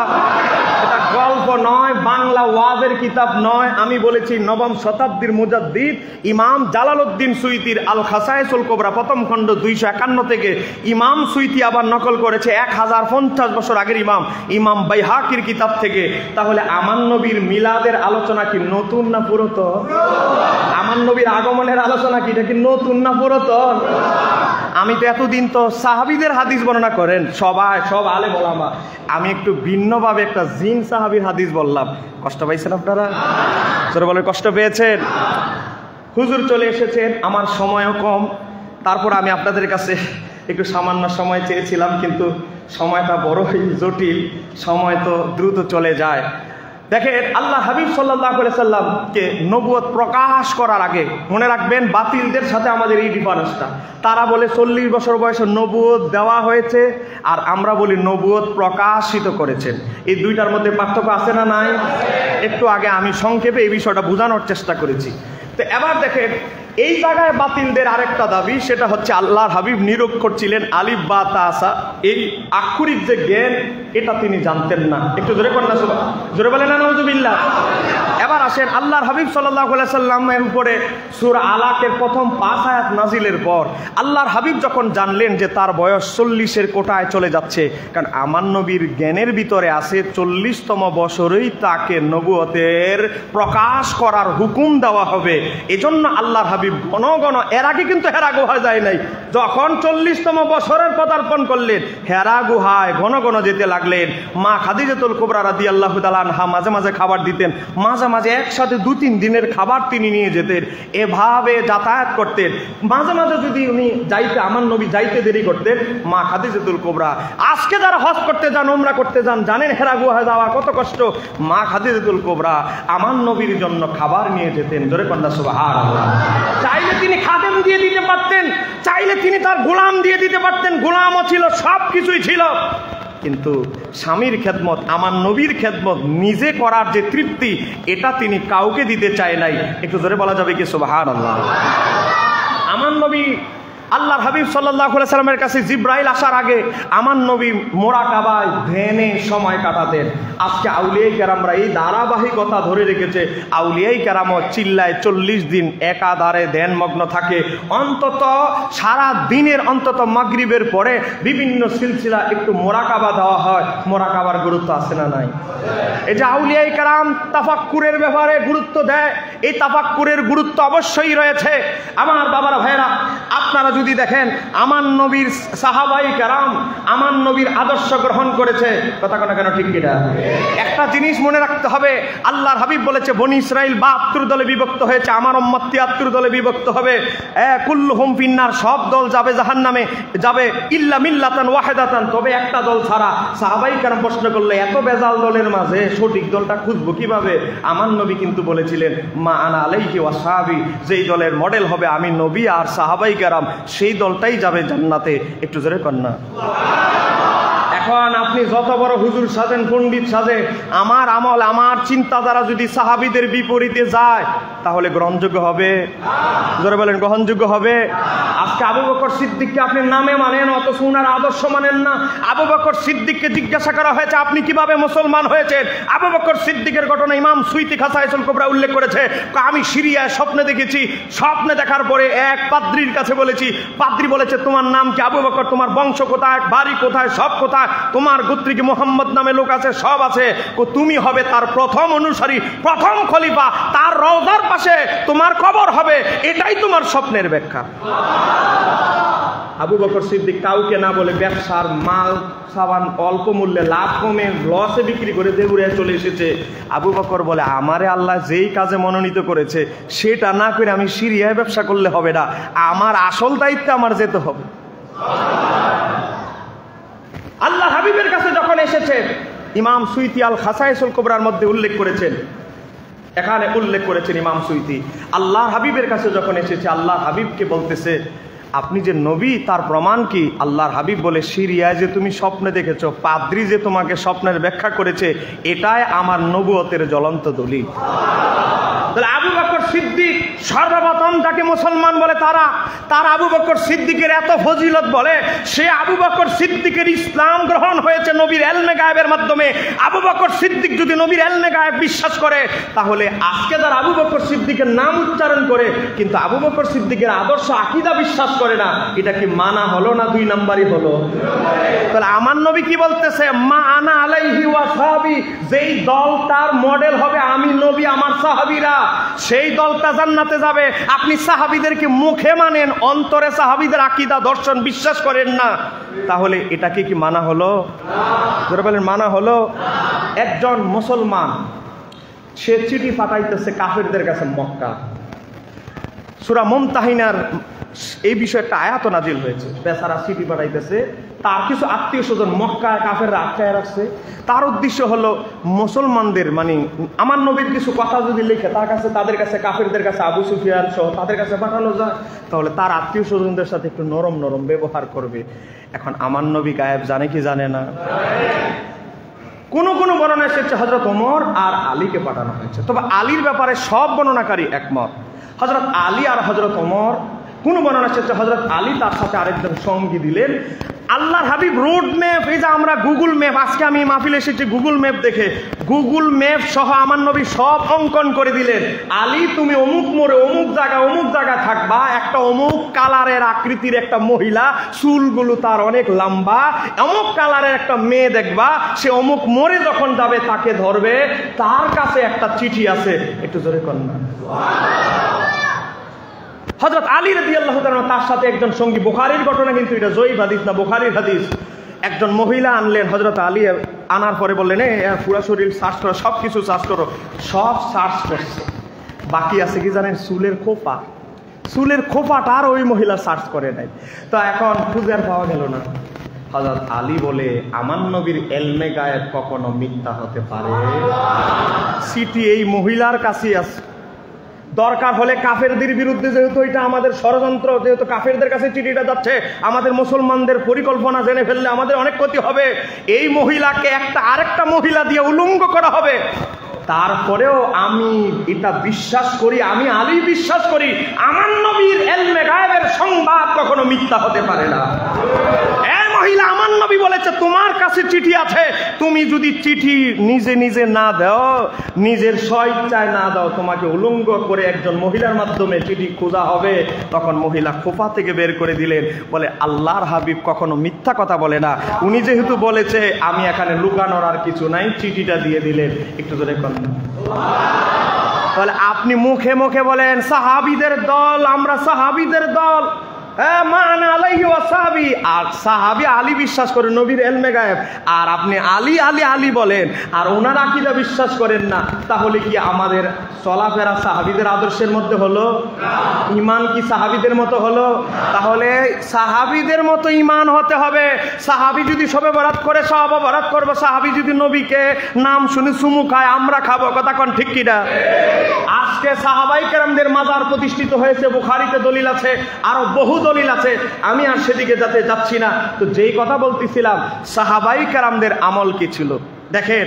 সাহাবায়ে কেরামদের আদর্শ ধারণ না করলে আমরা যাব জাহান্নামে। কারণ আমার নবী বলেছে 72 ফেরকা যাবে, কুল্লুহুম ফিন্নার, জাহান্নামে। এখন আপনারা বলেন, নবী বলেছে 72 দল জাহান্নামে যাবে, কোন আমির, কোন অমুক দলের আমির কি কোন দলকে জান্নাতে নেওয়ার ক্ষমতা আছে? আমার নবী যদি বলে 72 দল জাহান্নামে যাবে, কোন পিসাব, কোন আমির, কোন আমিরের ক্ষমতা নাই আপনাকে জান্নাতে নেওয়ার। কথা কোন ঠিক কিনা? এখন দেখেন সাহাবীদের আমল কি ছিল। আমি হেরা গুহার দর্শন থেকে জাস্ট একটা হাদিস বলে আলোচনা শেষ করছি, যেহেতু আমাদের খুশুসি মেহমান চলে এসেছেন। হযরতে আবু দারদা রাদিয়াল্লাহু তাআলা নবীর একজন সাহাবী, নাম শুনছেন আপনারা?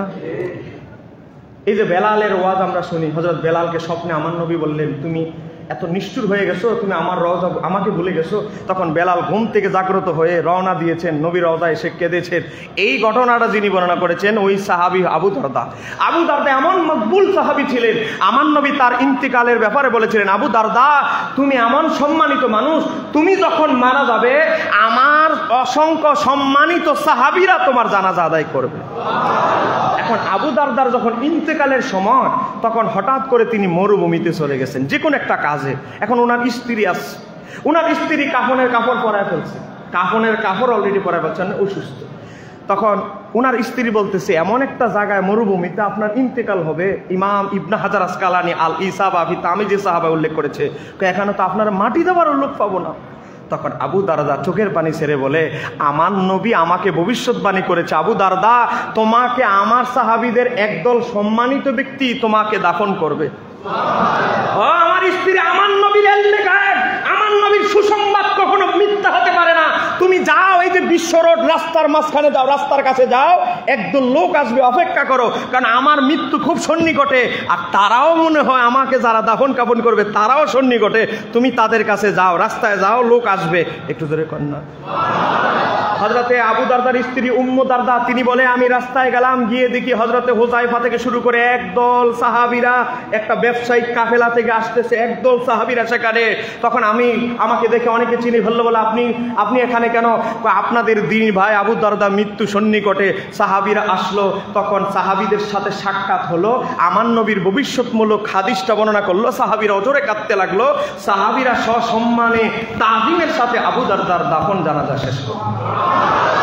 সে আবু দারদা রাদিয়াল্লাহু তাআলা আনহুর স্ত্রীর কাছে জিজ্ঞাসা করলো, হযরতে আউন ইবনে আব্দুল্লাহ রাহমাতুল্লাহ আলাইহি একজন তাবী, তিনি জিজ্ঞাসা করেছেন হযরতে উম্মু দারদার কাছে, আবু দারদার স্ত্রীর কাছে, যে আপনি বলেন তো, ওনাকে জিজ্ঞেস করা হলো, মাকানা আকসারা আমালি আবি দারদা, আবু দারদা রাদিয়াল্লাহু তাআলা অধিকাংশ সময় উনি কোন আমলটা করতেন, একটু কি আমাকে বলা যাবে?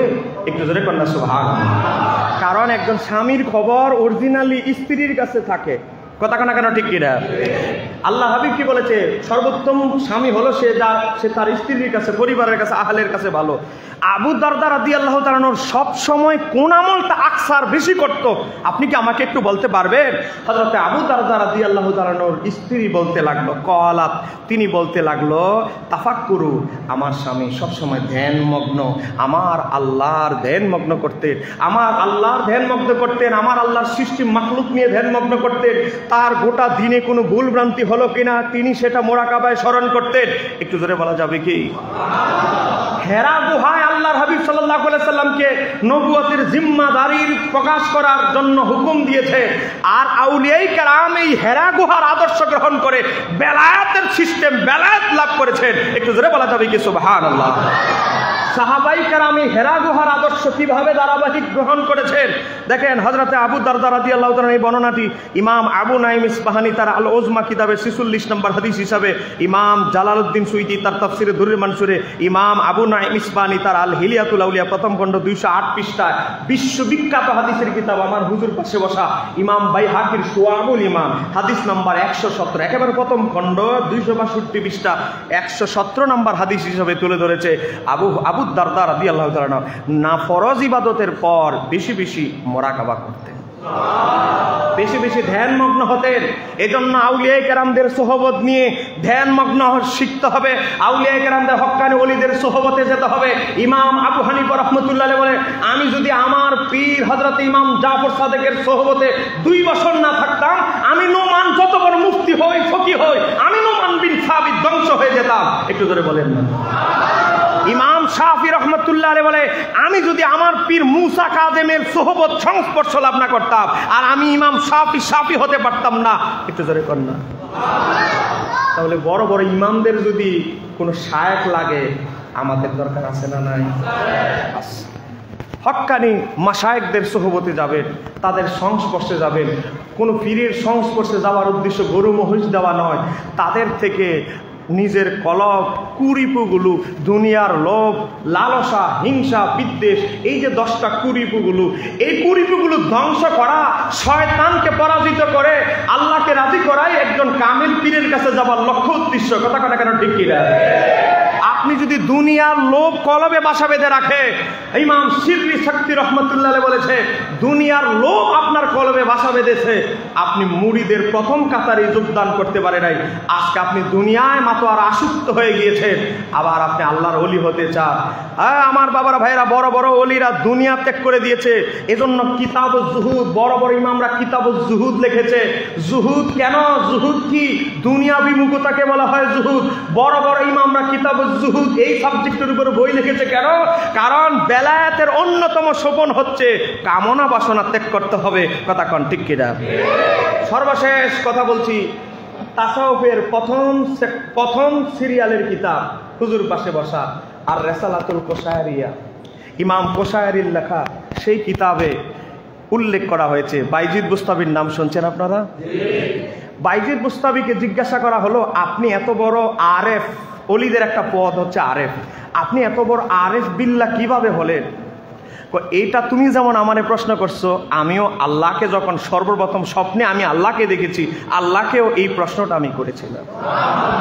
আমি আল্লাহকে বলেছিলাম, আল্লাহ তোমাকে পাওয়ার সহজ দুইটা রাস্তা আমাকে বলো। আমার আল্লাহ আমাকে বলেছিল, Bayazid, Abu Yazid al Bistami, Bayazid শোনো, আমাকে পাওয়ার সহজ রাস্তা হলে, এক নাম্বার রাস্তা হচ্ছে দুনিয়ার কামনা বাসনা ত্যাগ করে আমাকে পাওয়ার চেষ্টা করতে হবে। কথা কোনা কেন ঠিক কিনা? দুনিয়া ক্ষণস্থায়ী, এটাই হচ্ছে অলিয়া উলিয়াদের গোটা সারা জীবন। অলিয়া উলিয়ারা এই নসিহত করতো, বাবা দুনিয়াটা ক্ষণস্থায়ী, এখানে নির্দিষ্ট সময় নিজেকে অর্জনের জায়গা, এখানে বাড়ি ঘর, এত চাকচিক্য, এখানে দুনিয়াটাকে চাকচিক্যময় বানানোর সময় নয়। একটা হাদিস বলে আমার আলোচনা শেষ করছি। হাদিসটি বর্ণনা করেছেন ইমাম বুখারী, তার কিতাবের নাম আল আদাবুল মুফরাদ, এটা বাংলা অনুবাদ আমি অদম করেছি, 2 খণ্ডে পাবেন। সেখানে আব্দুল্লাহ ইবনে মাসউদ একটা হাদিস বলেছে, পৃথিবীতে যদি আপনি আপনার বাচ্চাকে 1 নলা খাবার তুলে দেন, সদকা আছে, নফল সদকা। আপনার স্ত্রীকে ভালোবেসে যদি 1 লোকমা খাবার খাওয়ান, এটাতে সওয়াব আছে। আপনি রাস্তা থেকে যদি একটা ময়লার টুকরা পরিষ্কার করে দেন, এতেও সওয়াব আছে। কিন্তু এই যে ইমারত, চাকচিক্য বাড়িঘর নির্মাণে, এই জায়গায় কোনো ন্যাক নাই। আমি যদি মূল হাদিস বলে থাকি জিব্বাটা কেটে ফেলবো। দেখেন বাংলা অনুবাদ আল আদাবুল মুফরাদাতে ইমাম বুখারীর। এজন্য বাবা, এই দুনিয়ার প্রতি মোহে আসক্ত না হয়ে আমরা একটু আখিরাতের মুখী হই। এজন্য আমার নবী বলেছেন, বেশি বেশি কবর জিয়ারত করো, মনটা দিলটা নরম হবে। আমরা কবর জিয়ারত কমিয়ে দিয়েছি, আউলিয়ায়ে কেরামদের সোহবতে বসা কমিয়ে দিয়েছি, আমরা দুনিয়ার প্রতি আসক্ত, আসক্ততা আমাদের বেড়ে গিয়েছে। কথা কেন কেন ঠিক কিনা? আল্লাহ সুবহানাহু ওয়া তাআলা আজকের আলোচনা কবুল করুন। সবাই বলেন আমিন। আমি আজকে একটু 10-12 মিনিট বেশি সময় নিয়েছি, আপনারা কি রাগ করেছেন? আমি আজকে মাহফিলে আসতে পারবো কিনা সন্দেহ ছিল। আমার অসুস্থতা একদম, এই যে দেখেন হাত, এই যে দেখেন সব ভরে গেছে, এত অসুস্থতা, অ্যালার্জি, পুরা পা সব। তারপরে এসেছি, হুজুর অনেক কষ্ট করে বক্তাগুলো শিডিউল নিয়ে দাওয়াত দেয়। আমাকে কিন্তু দাওয়াত দিয়েছে হুজুর 5-6 মাস আগে। তো এত আগে দাওয়াত দিয়েছে, একটা ফরম্যাট সাজিয়েছে, এই যে তালিকাটা ফরম্যাট সাজিয়েছে। তো আমাদের একটু সামান্য কষ্ট, এটা যদি আমরা নিজেকে কষ্ট একটু না দিতে পারি তাহলে তো হয় না। তো আমি আপনাদেরকে অনুরোধ করব, ঈদে মিলাদুন্নবী আমরা পালন করতেছি, করতেই থাকবো। কথা কন ঠিক কিনা? আজকে এই ওয়াহাবিরা যাদের কিতাব থেকে দলিল দিবে, তাদের মাজারই ফাঁকা। কথা কন কেন ঠিক কিনা? আল্লাহর হাবিবের রওজা মোবারক পাকা। মনোযোগ, আল্লাহর হাবিবের রওজা মোবারক কখন পাকা করা হয়েছে? যখন গাউস পাকের মতো ব্যক্তি ছিল। কথা কন কেন? আল্লাহর হাবিবের রওজা মোবারক পাকা করা হয়েছে বড় বড় ইমামরা, ইমাম সুয়ুতি, কাস্তালানি, বড় বড় ইমামরা, বাহাউদ্দিন নকশবন্দি, বড় বড় সুফি দরবেশ জালালউদ্দিন রুমি সহ সমস্ত পৃথিবীর আইম্মায়ে কেরাম একজনও বলে নাই আল্লাহর হাবিবের রওজা মোবারক কেন ফাঁকা করা হলো। নবী তো ফাঁকা করতে নিষেধ করেছে। এই ফতুয়া কোন ইমামরা দিছে? তাহলে ওরে বাবারে, সব ইমাম মনীষীরা গোড়ার গাছ কাটছে, আর এই হুজুররা বড় মুফতি আজম হয়ে গেছে। আজকে একটা সর্বশেষ কথা, এটা রাগ করে বলতেছি। একটা ওয়াহাবি এক বক্তা, সে বলতেছে মাজার ভাঙা শুরু হয়েছে, একে একে শুরু হয়েছে, সব মাজার ভাঙা হবে ইনশাআল্লাহ। একটু জোরে কোন নাউজুবিল্লাহ। আজকে ভাইরাল হয়েছে তার একটা ভিডিও, সে পতিতালয়ে গিয়ে কিভাবে পতিতালয়ের মেয়েরা কিভাবে কাস্টমার জোগাড় করে, কিভাবে চুক্তি করে, এগুলোর ভিডিও যে করে, সে আজকে অলিয়া উলিয়াদের মাজারের বিরুদ্ধে কথা বলে। কথা ঠিক কিনা? যেই লোকের পতিতালয়ে যে অভ্যাস, তার মুখে আউলিয়া কেরামদের মাজারের বিরুদ্ধে কথা মানায় না। কথা কেন ঠিক কিনা?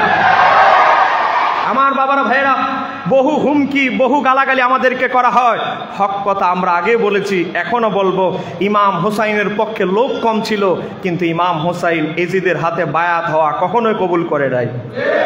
কথা কানা কেন, ঠিক কিনা?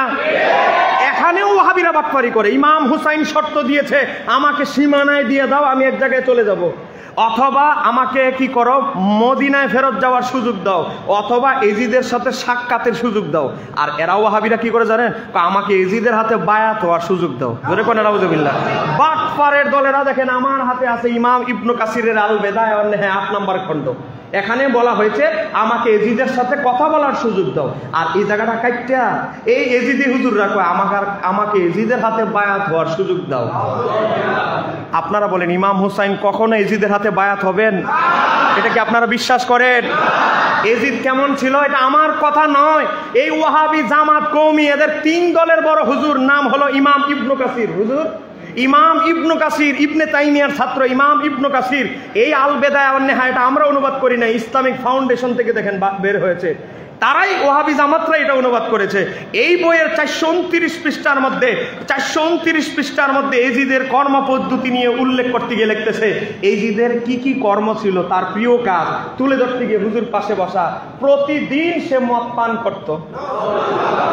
হুজুর শব্দটা আছে না নাই? প্রতিদিন সে মদ পান করত, হুজুর আছে না নাই? আপনারা বলেন, যে এজিদ প্রতিদিন মদ খাইলে যার চলতো না, ইমাম হুসাইনের মতো ব্যক্তি এজিদের হাতে বায়াত হওয়া সমাচীন ছিল? আল্লাহ সুবহানাহু ওয়া তাআলা আমাদেরকে ইমাম হুসাইনের আদর্শ ফলো করে আমাদের মৃত্যু পর্যন্ত ইমাম হুসাইনের আদর্শের উপরে থাকার তৌফিক দান করুক। জোরে বলেন আমিন। আসসালামু আলাইকুম ওয়া রাহমাতুল্লাহি তাআলা ওয়া বারাকাতুহু।